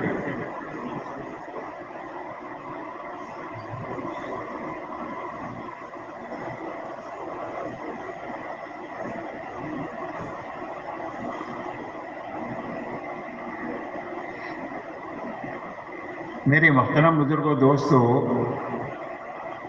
سمجھنے کی اور پوری امت کو سمجھانے کی بات یہ ہے کہ روئے زمین پر بسنے والے ہر ایک مرد اور ہر ایک عورت کی دنیا اور آخرت کے بنانے کے لیے اللہ نے اپنے پاس سے کامل اور مکمل دین اتارا ہے، اور اللہ نے اپنی سنت روئے زمین پر یہ جاری فرمائی ہے کہ جو کوئی بھی پوری دینداری کے ساتھ جیے گا اور پوری دینداری پر مرے گا، اللہ اس کی دنیا بھی اچھے سے اچھی بنا دیں گے اور اس کی آخرت بھی اللہ اچھے سے اچھی بنا دیں گے. اور جو بے دینی کے ساتھ جیے گا یا بے دینی پر مرے گا، دنیاوی اعتبار سے کتنے ہی بڑے نقشوں کا مالک کیوں نہ ہو، لیکن نتیجتاً اللہ اس کی دنیا بھی اجاڑیں گے اور اس کی آخرت ایسی اجاڑیں گے کہ اس کے بعد کبھی بھی آبادی نہیں ہوگی. اللہ کی ایسی سنت ہے کہ اس میں کبھی بھی تبدیلی نہیں ہوگی. وَلَن تَجِدَ لِسُنَّتِ اللَّهِ تَبْدِيلًا وَلَن تَجِدَ لِسُنَّتِ اللَّهِ تَحْوِيلًا. اب دینداری پر دنیا کے بننے کے کیا معنی ہے؟ دنیا کے ماننے کے معنی یہ نہیں ہے کہ دینداری کی بنیاد پر غریب آدمی مالدار بن جائے گا. اس لیے کہ مالداری اور غربت کا تعلق جو ہے وہ اللہ کی تقسیم سے ہے. اللہ جس کے لیے مالداری سمجھتے ہیں اپنے علم اور حکمت سے مناسب، اس کو مالدار بناتے ہیں اور اس کے اسباب پیدا فرماتے ہیں. اللہ جس کے لیے غربت مناسب سمجھتے ہیں، اللہ اس کو غریب رکھتے ہیں، آخرت میں اس کو بدلہ دیں گے پورا. تو ایسا نہیں ہے کہ غریب مالدار ہو جائے گا، بلکہ جس حال میں بھی آدمی ہوگا اس حال میں اللہ اس کو خوشحالی کی زندگی دیں گے. غریب ہے تو غربت میں، اور محل میں ہے تو محل میں، اور جھوپڑے میں ہے تو جھوپڑے میں، ہر حال میں اللہ خوشحالی کی زندگی عطا فرمائیں گے. خوشحالی کی زندگی کے کیا معنی ہے؟ خوشحالی کی زندگی کے معنی یہ ہے کہ اللہ تعالیٰ سب سے پہلے دلوں میں چین، اطمینان اور سکون عطا فرمائیں گے. جھوپڑے میں ہے لیکن سکون ہے، گدڑی پر ہے لیکن سکون ہے. اس لیے اللہ والے فرماتے ہیں کہ ہمارے دلوں میں سکون کا وہ دریا موجزن ہے کہ اگر بادشاہوں کو معلوم ہو جائے تو اس کو حاصل کرنے کے لیے ہمارے سے جنگ کریں. حالانکہ جھوپڑے میں ہے اور گدڑی میں ہے لیکن دلوں میں اطمینان ہے، سین ہے، سکون ہے، کوئی پریشانی نہیں. تو یہ پہلا انعام اللہ دیں گے دینداری کی بنیاد پر. دوسرا انعام اللہ یہ دیں گے کہ آپس میں محبتیں دیں گے کہ محبتوں کی وجہ سے زندگی گزارنا آسان ہو جائے گا، جھگڑوں سے زندگی مشکل ہو جاتی ہے. محبتیں پیدا فرمائیں گے دین کے راستے سے۔ تیسرا انعام اللہ دیں گے کہ دنیا حالات کا گھر ہے، کبھی دنیا میں حالات یکساں نہیں رہتے، کبھی خوشی ہے، کبھی غمی ہے، کبھی بیماری ہے، کبھی تندرستی ہے، کبھی پریشانی ہے، کبھی راحت ہے۔ تو ان حالات سے نکلنے کے لیے اللہ دعاؤں میں قبولیت عطا فرما دیں گے کہ جب کبھی بھی کوئی الجھن آئے گی اور اللہ کے سامنے ہاتھ اٹھائے گا تو اللہ اس کی الجھن کو دعا کی برکت سے ختم کر دیں گے۔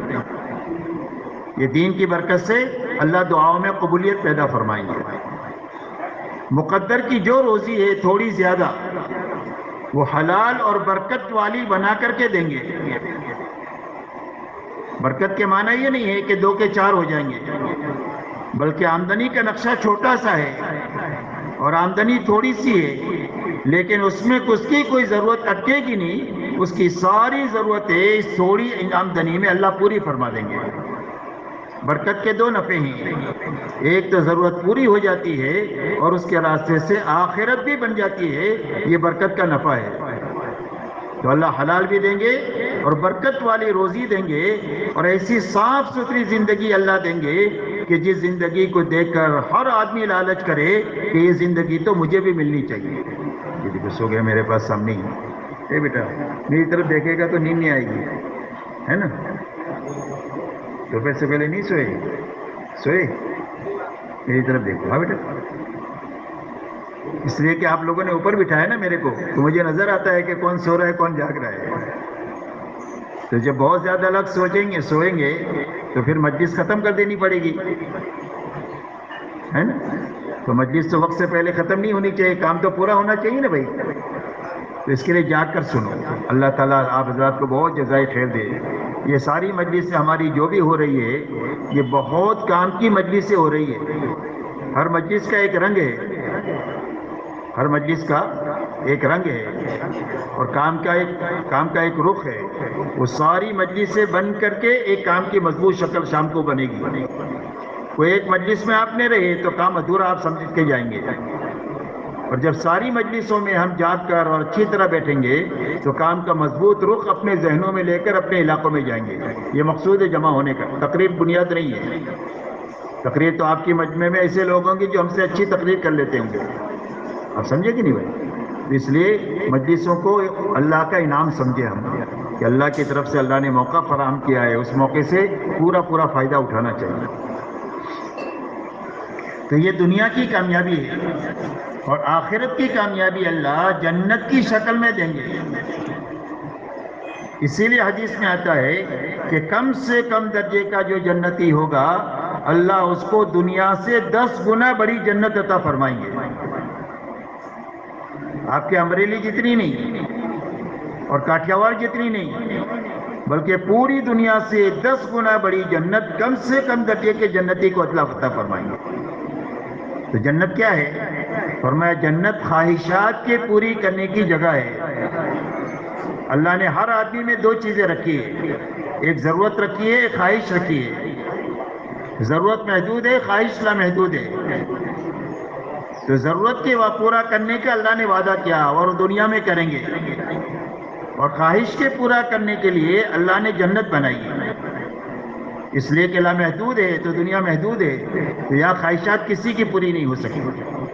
ہر آدمی کی چاہت ہے کہ وہ ہمیشہ جوان رہے، ہمیشہ خوبصورت رہے، ہمیشہ طاقتور رہے، ہمیشہ زندہ رہے، اور دنیا میں اس کے بعد تھوڑا نہ ہو، اس کے بعد بہت ہو، پوری دنیا کا یہ بادشاہ ہو۔ یہ چاہت ہے آدمی کی، یہ ساری چاہتیں اس کی جنت میں پوری ہوگی۔ ہمیشہ جوان رہے گا، کبھی بوڑھا نہیں ہوگا، ہمیشہ تندرست رہے گا، کبھی بیمار نہیں ہوگا، ہمیشہ خوبصورت ہوگا، کبھی اس پر بدصورتی نہیں آئے گی۔ 100 آدمیوں کی طاقت دے کر اس کو جنت میں داخل کیا جائے گا، کبھی اس طاقت پر زوال نہیں آئے گا۔ اور دوسرا انعام اللہ یہ دیں گے کہ اللہ تعالیٰ اعلان کریں گے میرے بندو میں تم سے راضی ہو گیا ہوں، اب تم سے کبھی ناراض نہیں ہوں۔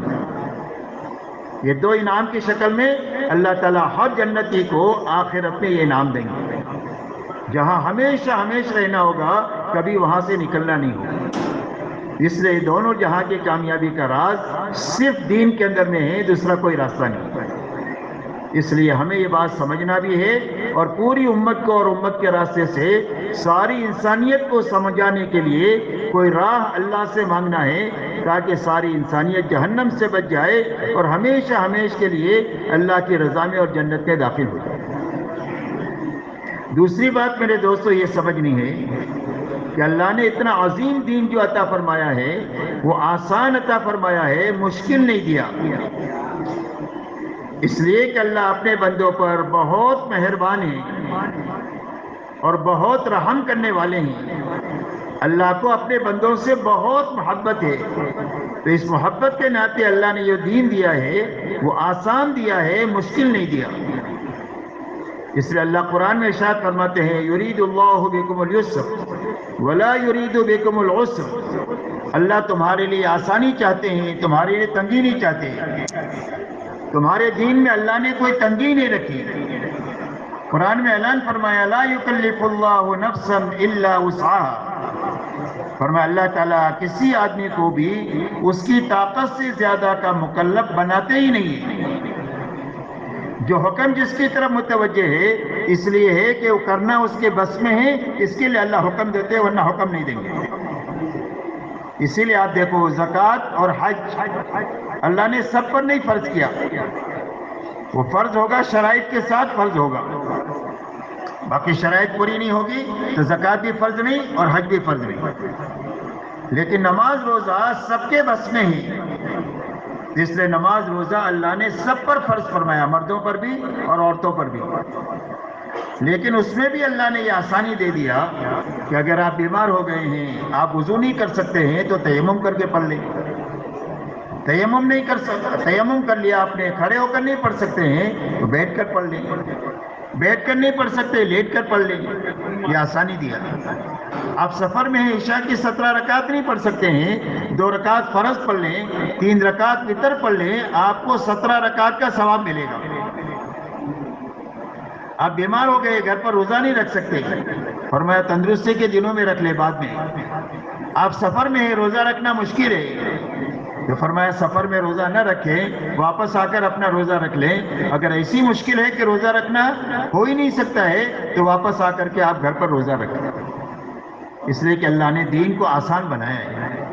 اسی لیے حدیث پاک میں یہ آتا ہے کہ ایک آدمی جوانی میں، تندرستی میں، اپنے مقام پر رہ کر بہت اللہ کی عبادت کرتا ہے، بہت دعوت کی محنت کرتا ہے، بہت مجاہدے اور ریاضت کرتا ہے، لیکن بیمار ہو گیا یا بوڑھا ہو گیا یا سفر میں چلا گیا تو وہ ساری عبادتیں جو کرتا تھا وہ نہیں ہو سک رہی ہے، تو فرمایا نہ کرنے کے باوجود بھی وہ ساری عبادتیں بڑھاپے میں، بیماری میں اور سفر میں وہ پوری لکھی جائے گی، اس لیے کہ اللہ نے دین کو آسان بنایا ہے۔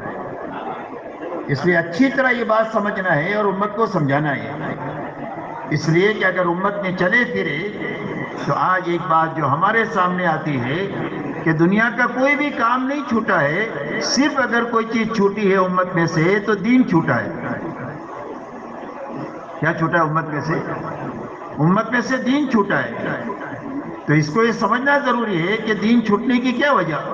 دنیا کے کام تو بہت مشکل ہے لیکن سارے کام ہو رہے ہیں، اگر چھوٹا ہے کوئی چیز تو وہ دین چھوٹا ہے۔ یہاں تک کہ ہماری دینی کمزوری کا حال یہ ہے کہ آپ کہنے کو یہ کہہ لو کہ دنیا میں 50-60 مسلمانوں کے ملک ہے، لیکن کوئی ملک ایسا نہیں بتا سکتے ہیں کہ جہاں کے 100% مسلمان پورے دین پر چل رہے ہو۔ کوئی صوبہ، کوئی تحصیل، کوئی گاؤں جس میں 3000 مسلمانوں کی فیملیاں رہتی ہوں اور 30,000 بالغ مرد اور عورتیں رہتی ہوں اور وہ پورے دین پر چل رہے ہوں، ایسا گاؤں بتانا ہمارے لیے مشکل ہے کہ بھائی بات میں صحیح کہہ رہا ہوں کہ غلط کہہ رہا ہوں۔ تو یہ سمجھنے کی ضرورت ہے کہ یہ آسان دین امت میں سے کیوں چھوٹا، تاکہ اس کا علاج سمجھ میں آئے۔ جب تک بیماری سمجھ میں نہیں آئے گی، جب تک علاج سمجھ میں نہیں آئے گا، تو اس کی چھوٹنے کی کیا وجہ؟ اگر آپ اور ہم غور کریں گے تو اس کی ایک ہی وجہ سمجھ میں آتی ہے، دوسری کوئی وجہ نہیں ہے۔ ایک تو دین کی چھوٹنے کی وجہ یقین کی خرابی ہے، یقین کی کمزوری ہے۔ اس لیے کہ آدمی معلومات کی وجہ سے دین پر نہیں چلتا. کہ ایک آدمی کو معلوم ہے کہ 5 وقت کی نماز فرض ہے تو نماز پڑھے گا، کیوں ایسا ہے؟ تو معلومات کی وجہ سے دین پر نہیں چلتا. ایسا ہی وسائل کی وجہ سے دین پر نہیں چلتا کہ بھئی گاؤں میں مسجد ہے تو سارے لوگ نمازی ہوں گے، اس لیے کہ نماز کی جگہ موجود ہے تو کیوں نماز نہ پڑھے. تو ایسا نہیں ہے، بلکہ آدمی کے دین پر چلنے کی بنیاد صرف یقین ہے. اسی لیے سارے نبی سب سے پہلے آ کر کے یقین اور ایمان کے بنانے کی محنت کرتے ہیں کہ جب ایمان بن جائے گا اور یقین بن جائے گا تو اس پر اسلام کی عمارت کھڑی ہو جائے گی. اس لیے سب سے پہلی وجہ یقین کی خرابی ہے اور یقین کی کمزوری ہے. دوسری وجہ ماحول کی خرابی ہے. کس کی خرابی ہے؟ ماحول کی خرابی، کہ ہمارے گھر سے لے کر عالم کا ماحول دینداری کے لیے معاون بننے کے بجائے بے دینی کے لیے اور دنیا کے لیے معاون ہے. اور ماحول کا اثر ایسا ہے جیسا کہ موسم کا اثر ہوتا ہے. سردی آئے گرمی آئے تو سب کو سردی گرمی لگے گی، امام صاحب کو بھی اور مقتدی کو بھی، بادشاہ کو بھی اور فقیر کو بھی. اس کی کسی کے ساتھ کوئی رشتہ داری نہیں ہوتی. تو جس طرح موسم کا اثر ہے ایسا ہی ماحول کا اثر ہے کہ اچھا ماحول ہوگا تو آدمی کی طبیعت اچھائی کی طرف چلے گی، اور برا ماحول ہوگا تو طبیعت برائی کی طرف چلے گی. ایسا ہی ماحول کا اثر ہے. اسی لیے حدیث پاک میں آتا ہے کل مولود یولد علی الفطرہ، کہ ہر پیدا ہونے والا بچہ کہیں بھی پیدا ہو جائے، کسی کے بھی گھر میں پیدا ہو جائے، اللہ اس کو کافر بنا کر نہیں پیدا کرتے ہیں، اللہ اس کو ایمان کی فطرت پر پیدا کرتے ہیں. بڑے سے بڑا ولی بننے کی استعداد رکھ کر اللہ اس کو دنیا میں بھیجتے ہیں. لیکن اس نے جس ماحول میں آنکھ کھولی، اس نے ایمان کے خلاف دیکھا، ایمان کے خلاف سنا، ایمان کے خلاف بولا اور ایمان کے خلاف سوچا، اور پوری اس کے گھر کا ماحول بے ایمانی کا ہی دیکھا، جس کے نتیجے میں جس فطرت پر اللہ نے اس کو پیدا کیا تھا وہ آہستہ آہستہ اندر کی فطرت مسخ ہو گئی اور یہ مجوسی ہو گیا، مشرک ہو گیا، کافر ہو گیا، حالانکہ اللہ نے اس کو مشرک نہیں پیدا کیا. ماحول کا اتنا اثر ہے کہ جو آدمی کی فطرت کو مسخ کر دیتا ہے. حصی مثال سے اس کو سمجھ سکتے ہیں کہ ایک عطار نے اپنی بیٹی کو چمڑے کے بیپاری کے یہاں دیا، تو عطار کے یہاں تو خوشبو ہی خوشبو، اور چمڑے کے بیپاری کے یہاں بدبو ہی بدبو. تو لڑکی نے اپنی ساس سے یہ کہا کہ اماں جان میں تو تمہارے ماحول میں ایک دن بھی نہیں جی سکوں گی، میں تو مر جاؤں گی. تو اس کی ساس نے یہ کہا کہ بیٹا تھوڑا دن صبر کر لے، سب کام ٹھیک ہو جائے گا. ہفتہ 10 دن گزر گئے تو لڑکی نے کہنا شروع کیا کہ اماں جان آپ نے میری بزرگی اور کرامت دیکھی کہ جب تمہارے ماحول میں آئی تھی تو کتنی بدبو تھی، اور میرے آنے کی برکت سے تمہارے ماحول کی بدبو ختم ہو گئی. تو کیوں بھائی ختم ہو گئی؟ تو اس کی ساس نے یوں کہا بٹیا بدبو نہیں ختم ہوئی، تیری سونگنے کی طاقت ختم ہو گئی اس ماحول کی گندگی کی وجہ سے. تو ماحول کا اتنا زبردست اثر ہے. اس لیے میرے دوستو یہ 2 وجہ ہے، ایک یقین کی کمزوری اور خرابی ہے، دوسری ماحول کی خرابی ہے جس کی وجہ سے ہمارے لیے اور امت کے لیے دین پر چلنا مشکل ہوا ہے. اگر ہم یہ چاہتے ہیں کہ دین ہمارے لیے آسان ہو جائے، ہمارے بچوں کے لیے آسان ہو جائے، ہماری عورتوں کے لیے آسان ہو جائے اور ہماری نسلوں کے لیے آسان ہو جائے، تو اس کے لیے ایک ہی راستہ ہے، دوسرا کوئی راستہ نہیں ہے. ایک راستہ میرے دوستو یہ ہے کہ ہر فرد امت کا 2 لائن کا یقین بننا چاہیے، اور بیک وقت میں اپنے گھر سے لے کر عالم کا ماحول بننا چاہیے. اگر یہ 2 چیزیں بن جائے گی تو ہر آدمی کے لیے دین پر چلنا آسان ہو جائے گا، بلکہ دین پر چلنا لذیذ ہو جائے گا. دین پر چلنے میں جو لذت اللہ نے رکھی ہے وہ دنیا کے بڑے بڑے بنگلوں میں اور بڑی بڑی گاڑیوں میں اور عمدہ عمدہ کھانوں میں وہ لذت اللہ نے نہیں رکھی ہے جو لذت اللہ نے اپنے حکم کے پورا کرنے میں رکھی ہے. لیکن وہ اس وقت میں ہوگا جب 2 چیزیں بنیں. ایک تو یقین بننا چاہیے، 2 لائن کا یقین. ایک تو اللہ کی ذات اور صفات کا یقین کہ اللہ اپنی ذات میں بھی بڑھے اور اللہ اپنی صفات میں بھی بڑھے. تو اللہ کتنے بڑے.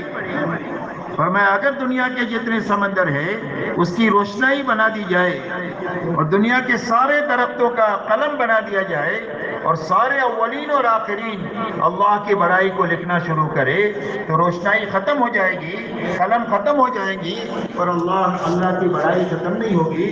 اللہ اکبر, اللہ اس سے بھی بڑے, اللہ پالنے والے بڑے, اللہ پیدا کرنے والے بڑے, اللہ بنانے والے بڑے, اللہ حفاظت کرنے والے بڑے, اللہ انعامات دینے والے بڑے, اللہ تعالیٰ پکڑنے والے بڑے. اللہ کے 99 نام ہیں, وہ سارے نام اللہ کے لامحدود ہیں. تو اللہ اپنی ذات میں بھی بڑے اور اپنی صفات میں بڑے. سب سے پہلے ہمارے دل کا یقین یہ بنے, اس لیے کہ یقین کی جگہ انسان کا دل ہے, اور موت کے وقت میں آدمی کی زبان سے وہ بات نکلے گی جو اس کے دل میں ہے وہ نکلے گی, زبان کی بات موت کے وقت میں نہیں نکلے گی. دوسرا یقین پیدا ہو اللہ کے وعدے اور وعید کا. اللہ تعالیٰ نے 2 لائن کے احکامات اتارے ہیں, ایک کرنے کے لائن کے احکامات اتارے ہیں, دوسرا بچنے کے لائن کے احکامات اتارے ہیں. یہ کرنا اور اس سے بچنا. تو کرنے پر اللہ نے انعامات کے وعدے کیے ہیں, اس کو وعدہ کہتے ہیں. کرنے کے کام چھوڑنے پر اللہ نے وعیدیں بتلائی ہیں. نہ کرنے کے کام نہ کریں بچ جائیں گے تو اس پر اللہ کے انعامات ہیں, اور نہ کرنے کے کام کریں گے تو اس پر اللہ کی طرف سے وعیدیں ہیں. اس کو وعدہ وعید کہتے ہیں. جو اللہ تعالیٰ نے یہ 2 لائن کا علم اتارا ہے. سارے نبیوں کو اللہ نے بشیر اور نذیر بنا کر کے بھیجا ہے کہ وہ بشارتیں سناتے ہیں اور انجام کار سے آگاہ کرتے ہیں. اسی لیے مثال سے سمجھیں کہ حضور صلی اللہ علیہ وسلم یہ فرماتے ہیں کہ سچ بولو گے تو نجات پاؤ گے اور جھوٹ بولو گے تو ہلاک ہو جاؤ گے. تو سچ پر نجات کا وعدہ ہے اور جھوٹ پر ہلاکت کی وعید ہے.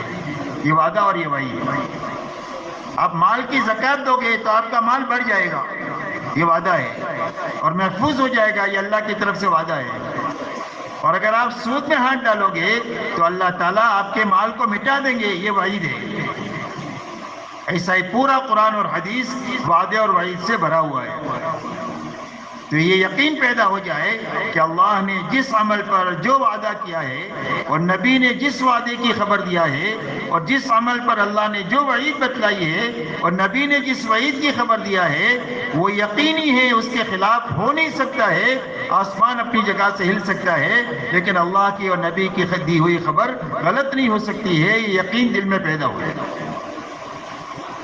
پہلی بنیاد کیا ہے؟ 2 لائن کا یقین بننا, اللہ کی ذات اور صفات کا, اللہ کے وعدے اور وعید کا.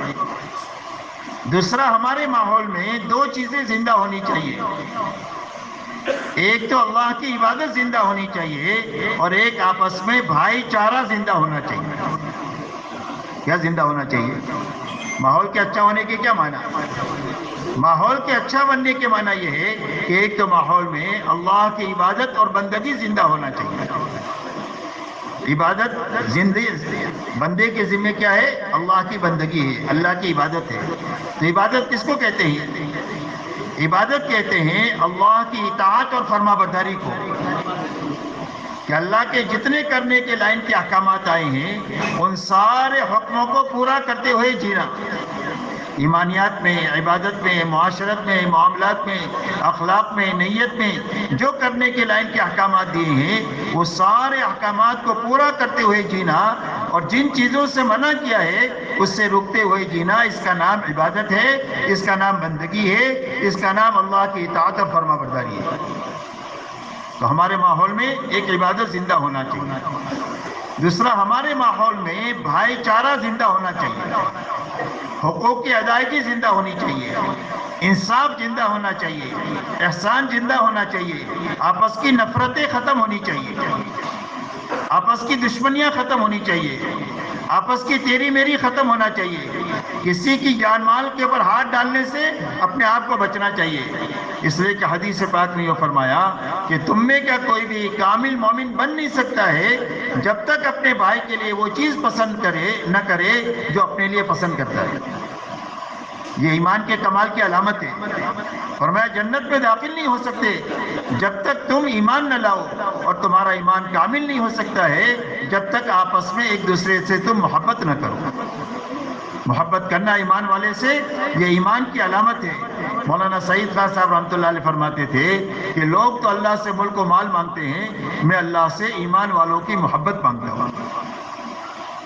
حدیث پاک میں فرمایا کہ سارے ایمان والوں کی مثال ایک جسم کے مانند ہے. جسم کے سارے اعضاء کی شکل الگ ہے اور ہر ایک کا کام الگ ہے، لیکن آپس میں اتنا جوڑ ہے کہ ٹھوکر لگ جائے تو پورے جسم کو اس کی تکلیف ہوتی ہے، اور اچھا کھانا کھا لے رات کو سو جائے پورے جسم کو اس کی لذت اور راحت محسوس ہوتی ہے. اور میں ایسے ایمان والوں کی مثال ہے. ایک عضو دوسرے عضو کی برائی نہیں سوچ سکتا کبھی بھی.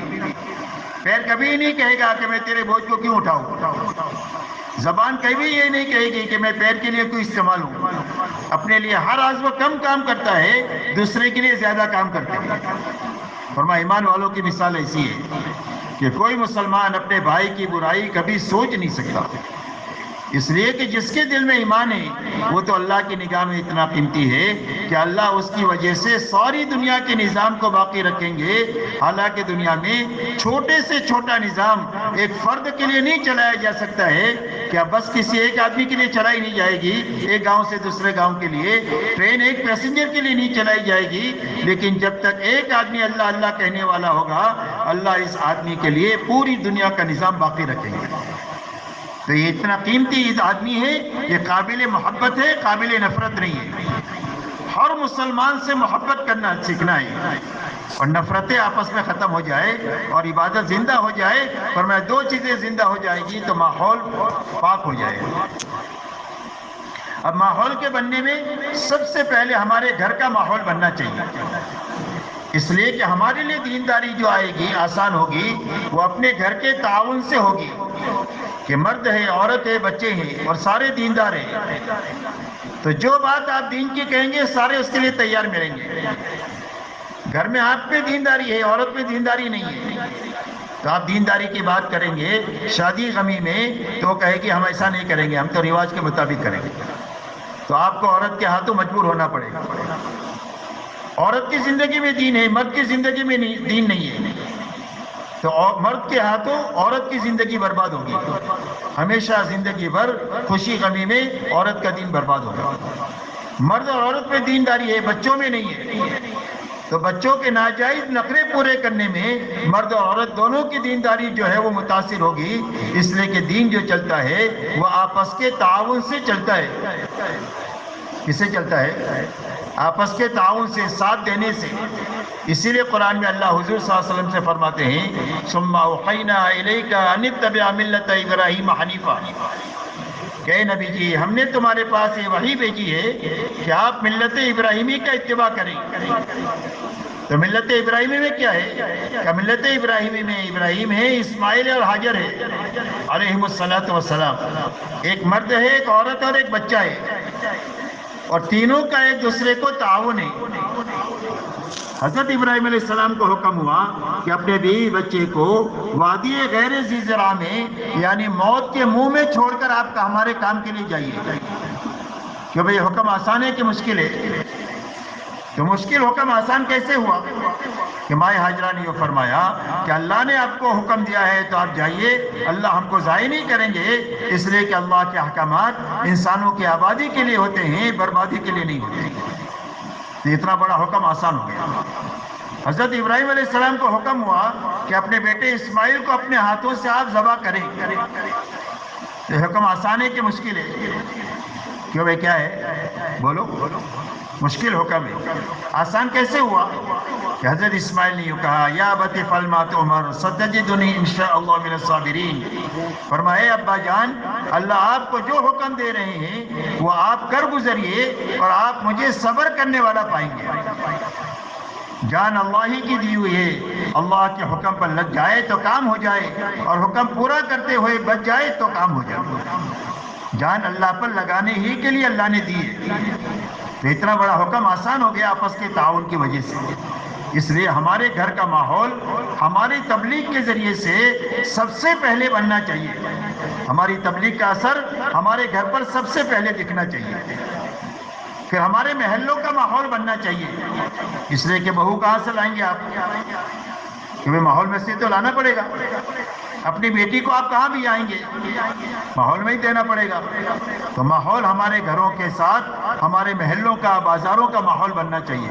آپ تجارت کیا کریں گے؟ سارے بے ایمان ہوں گے تو آپ کے لیے تجارت مشکل ہو جائے گی. تو ہمارے بازاروں کا ماحول بننا چاہیے، ہمارے شہروں کا اور ملکوں کا ماحول بننا چاہیے، اور بیک وقت میں عالم کا ماحول بننا چاہیے. اس لیے کہ پورا عالم ایک محلے جیسا ہو گیا ہے. محلے میں یہاں سے آواز لگاؤ تو کونے میں چلی جاتی ہے. اب دنیا میں کوئی اچھائی چلے تو چند سیکنڈ میں دنیا میں پہنچ جاتی ہے، اور کوئی برائی چلے تو چند سیکنڈ میں پوری دنیا میں پہنچ جاتی ہے. اتنی دنیا چھوٹی ہو گئی ہے. اس لیے ہمارے گھر سے لے کر پورے عالم کا ماحول بیک وقت میں بننا چاہیے، اور ہر فرد امت کا 2 لائن کا یقین بننا چاہیے. تو دین آسانی نہیں ہوگا بلکہ دین پر چلنا لذیذ ہو جائے گا. اللہ والے فرماتے ہیں اہل اللیل فی لیلتہم الذ من اہل اللہ فی لہوہم. اللہ والے فرماتے ہیں کہ اللہ والوں کو رات کو جاگنے میں اور اللہ کے سامنے گھنٹوں کھڑے ہونے میں اور آہوزاری کرنے میں وہ لذت محسوس ہوتی ہے جو کھیل کود والوں کو ان کے کھیل کود میں وہ لذت نہیں ملتی ہے. اللہ نے اتنی لذت دین میں اور دین کے کاموں میں رکھی ہے. شرط یہ ہے کہ یقین بننا چاہیے اور ماحول بننا چاہیے.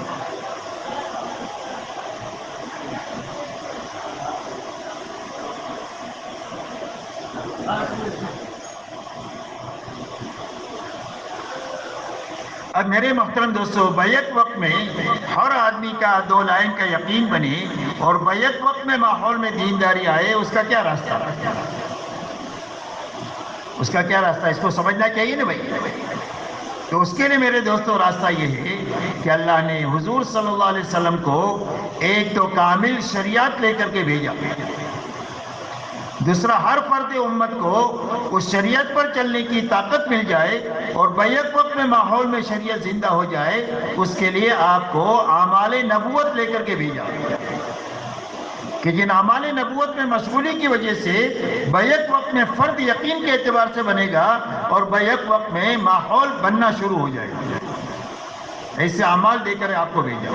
ان اعمال میں کا سب سے پہلا عمل جو ہے وہ دعوت اللہ ہے. اللہ نے آپ کو داعی بنا کر کے بھیجا، تو آپ نے بے طلبوں میں بے غرض بن کر جانا شروع کیا کہ ان سے کوئی غرض نہیں ہے وابستہ، اور اپنا لگا کر ان کے پاس جانا شروع کیا. اور ان بے طلبوں کو سب سے پہلے طلب پیدا کرنے کے لیے آپ نے ان کو اللہ کی پہچان کرائی ہے کہ اللہ کون ہے اور کیسے ہے. اس لیے کہ جب تک اللہ کی پہچان نہیں ہوگی، جب تک آدمی اللہ کی اطاعت پر کھڑا نہیں ہوگا. اسے اللہ کی پہچان کرانے کے لیے اللہ کی قدرت سمجھانا، اللہ کے خزانے سمجھانا، اللہ کے احسانات سمجھانا، تاکہ اس کے راستے سے لوگوں کے دلوں میں اللہ محبوب ہو جائے. انسان تو احسان کا غلام ہوتا ہے. کوئی آدمی بھوک سے مر رہا ہو اور کوئی آدمی اس کو کھلا دے اور اس کی زندگی بچا دے، کہ وہ زندگی بھر اس کے احسان بھول سکتا ہے؟ نہیں بھول سکتا. تو جس اللہ کے اتنے احسانات ہیں کہ اگر آدمی گننا چاہے نہیں گن سکتا ہے، لیکن اس کو بھولے ہوئے ہیں، جس کی وجہ سے اللہ کو بھولے ہوئے ہیں. تو احسانات یاد ہو جائیں گے تو اللہ کی محبت دل میں پیدا ہو جائے گی. تو سب سے پہلا نبیوں کا کام توحید ہے کہ لوگوں کو یہ سمجھانا کہ اللہ ایک ہے اور وہی کرتا دھرتا ہے. دوسری بات میرے دوستو، یہ نبیوں کی دعوت میں یہ ہے کہ انسانوں کو یہ بات سمجھانا کہ اتنے بڑے اللہ کو اپنے ساتھ کرنے کا راستہ ملک اور مال کا نہیں ہے، بلکہ اللہ کے حکموں پر عمل کرنا ہے اور اللہ کی نافرمانی سے بچنا ہے. اس لیے حکموں پر چلنے کا نفع سمجھانا اور بے حکمی کا نقصان سمجھانا یہ نبیوں کی دعوت کی دوسری بنیاد ہے. تیسری بنیاد میرے دوستو یہ ہے کہ انسانوں کو یہ بات سمجھانا کہ جب تم اللہ کے حکموں پر عمل کر لو گے اور اللہ کی نافرمانی سے بچ جاؤ گے تو اللہ تمہاری آخرت بنا دیں گے اور اللہ تمہارے دوست بن جائیں گے. جب تم حکموں کے راستے سے اللہ والے بن جاؤ گے تو اللہ تمہارے ہو جائیں گے. من کان للہ کان اللہ لہ. جو اللہ کا ہو جاتا ہے اللہ اس کے ہو جاتے ہیں، اور اللہ جس کا ہو جائے پوری دنیا اس کی ہے. جس کا رب اس کا سب. ساری دنیا اس کی ہے، دنیا کی کوئی طاقت اس کا بال بیکا نہیں کر سکتی ہے جس کے اللہ بن جائے، ساتھی دوست بن جائے۔ کتابوں میں واقع آتا ہے کہ ایک اللہ والے راستہ چل رہے تھے اور سامنے سے ایک آدمی اپنی عورت کے ساتھ آ رہا تھا، ان اللہ والوں کی پیر کی ٹھوکر سے مٹی اڑی، وہ اس عورت کے کپڑے پر آ گئی، اس کے یار کو غصہ آیا، اس نے اٹھا کر ایک تماچا مار دیا اللہ والوں کو، تماچا مارتے ہی دھڑام سے گرا اور مر گیا۔ اس نے عورت نے شور مچایا، مار دیا مار دیا مار دیا، لوگ جمع ہو گئے، پوچھا کیا ہوا؟ کہا کچھ بھی نہیں ہوا، یہ تو یاروں کا معاملہ ہے۔ کس کا معاملہ ہے؟ یاروں کا۔ اس کے یار کو غصہ آیا، اس نے مجھے مارا، اور ہمارے یار کو غصہ آیا، اس نے اس کا کام تمام کر دیا۔ تو ہمارے یار کون ہے؟ اللہ ہے۔ اللہ ولی الذین آمنوا، اللہ ایمان والوں کے ولی اور دوست ہے۔ تبلیغ کا کام اللہ سے دوستی کرنے کا کام ہے کہ ہم اللہ کے بن جائے اور اللہ ہمارے بن جائے، بس ہمارا کام بن گیا۔ دنیا کی کوئی طاقت ہم کو نقصان نہیں پہنچا سکتی ہے اگر ہم اللہ کے ہو جائے اور اللہ ہمارے ہو جائے۔ بات سمجھ میں آ رہی ہے؟ تو اس لیے نبیوں کی دعوت کی یہ بنیاد ہے، اللہ سمجھانا، دین کا نفع سمجھانا، بے دینی کا نقصان سمجھانا، آخرت سمجھانا، اور اللہ کی راضی ہونے کے راستے سے دنیا کا بننا سمجھانا کہ جب تمہاری آخرت بن جائے گی تو اللہ تمہاری دنیا بھی اچھے سے اچھی بنا دے گا۔ یہ سب سے پہلی بنیاد ہے دعوت کی۔ دوسرا، نبیوں کو اللہ تعالیٰ نے علم لے کر کے بھیجا، جو میں نے پہلے کہا وعدے اور وعید کا علم۔ تو اب طلب پیدا ہو گئی، تو اب ان کو تعلیم کے حلقوں میں لانا اور ان کو علم دینا دین کا، اور اسی کے ساتھ دین کا عمل دینا، اس کا نام ذکر ہے۔ سارے نبی دعوت، علم اور ذکر کے ساتھ بھیجے گئے۔ دعوت، تعلیم اور تزکیہ، دعوت، علم اور ذکر، ان تین بنیادوں کے ساتھ سارے نبیوں کی بعثت ہوئی کہ اب طلب پیدا ہو گئی ہے تو اب ان کو دین کا علم دو، اسی کے ساتھ دین کا عمل بھی سکھاؤ کہ نماز کا یہ علم ہے، نماز کا یہ طریقہ ہے، زکوٰۃ کا یہ علم ہے، زکوٰۃ کا یہ طریقہ ہے، ہر رکن کا اور ہر جز کا علم دینا اور اس کا عمل دینا۔ عمل کا نام ہی ذکر ہے، اسی لیے فرمایا کل مطیع ذاکر، ہر اطاعت کرنے والا آدمی ذاکر ہے، ہر اطاعت کرنے والا آدمی ذاکر ہے۔ ایک آدمی راستہ چل رہا ہے، ہاتھ پہ تسبیح ہے لیکن حرام دیکھتا ہے، یہ ذاکر ہے کہ غافل ہے؟ بتاؤ، غافل ہے۔ اور ہاتھ میں تسبیح نہیں ہے لیکن حرام سے نگاہ بچا کر کے جا رہا ہے، تو یہ ذاکر ہے۔ ایک آدمی دکان میں سودا پورا دیتا ہے، ہاتھ میں تسبیح نہیں ہے، تو یہ ذاکر ہے۔ لیکن نوکر کو کہہ دیا کہ 1 کلو میں 900 گرام ہی دینا، ہاتھ میں تسبیح لے کر بیٹھا ہے، یہ کیا ہے؟ ہمیں یہ غافل ہے۔ تو ذکر کی حقیقت کیا ہے کہ جس وقت میں اللہ کا جو حکم ہے اس کو پورا کرنا، یہ حقیقت میں ذکر ہے، اور وہاں تک پہنچنے کے لیے یہ ساری ہماری ذکر کی لائنیں ہیں۔ قرآن پاک کی تلاوت، جیسا آپ نے صبح میں سنا انفرادی اعمال میں، کہ انفرادی اعمال کے ذریعے سے ہم کو وہاں تک پہنچنا ہے کہ جس وقت میں جو اللہ کا حکم ہے وہ پورا کرنا ہم کو آ جائے۔ وہاں تک پہنچنے کے لیے ہم کو یہ ساری ذکر کی لائن کا اہتمام بھی کرنا ہے اور کرتے رہنا بھی ہے۔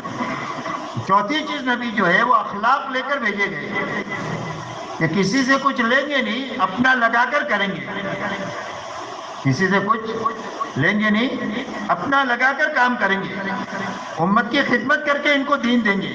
یہ نبیوں کے اعمال ہے، دعوت ہے، علم ہے، ذکر ہے اور اخلاق ہے۔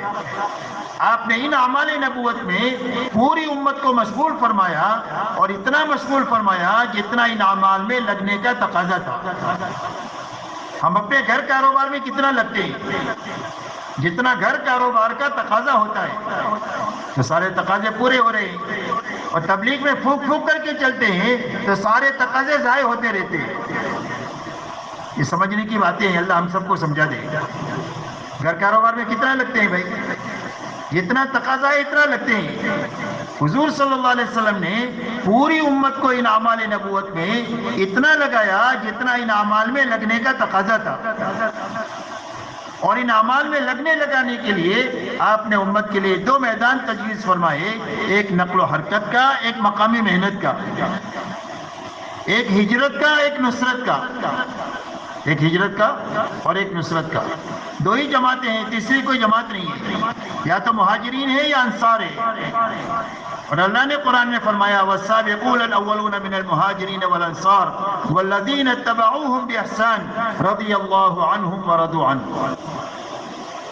فرمایا سابقین اولین مہاجرین اور انصار میں کے، اور جو ان کے پیچھے پیچھے اخلاص کے ساتھ چلا اللہ ان سے بھی راضی ہو گیا، اور پیچھے چلنے والوں سے بھی اللہ راضی ہو گیا۔ مولانا الیاس صاحب رحمۃ اللہ علیہ فرماتے ہیں کہ ایک مسلمان نقل و حرکت میں بھی نہیں ہے اور ایک مقامی کام میں بھی نہیں ہے، تو پھر کیسا مسلمان ہے؟ مسلمان کے دو ہی کام ہیں، یا تو نقل و حرکت میں ہونا چاہیے، اور اگر نقل و حرکت سے واپس آ گیا تو اپنے گھر کاروبار کو دیکھتے ہوئے مقامی محنت میں ہونا چاہیے، تیسری جگہ بیٹھنے کی کوئی ہے ہی نہیں۔ یہ جابوں میں بیٹھتے ہیں نا گھنٹوں گھنٹوں اور جو ٹائم پاس کرتے ہیں، یہ ہمارا کام ہی نہیں ہے، یہ تو اپنے دین کو برباد کرنے کا کام ہے۔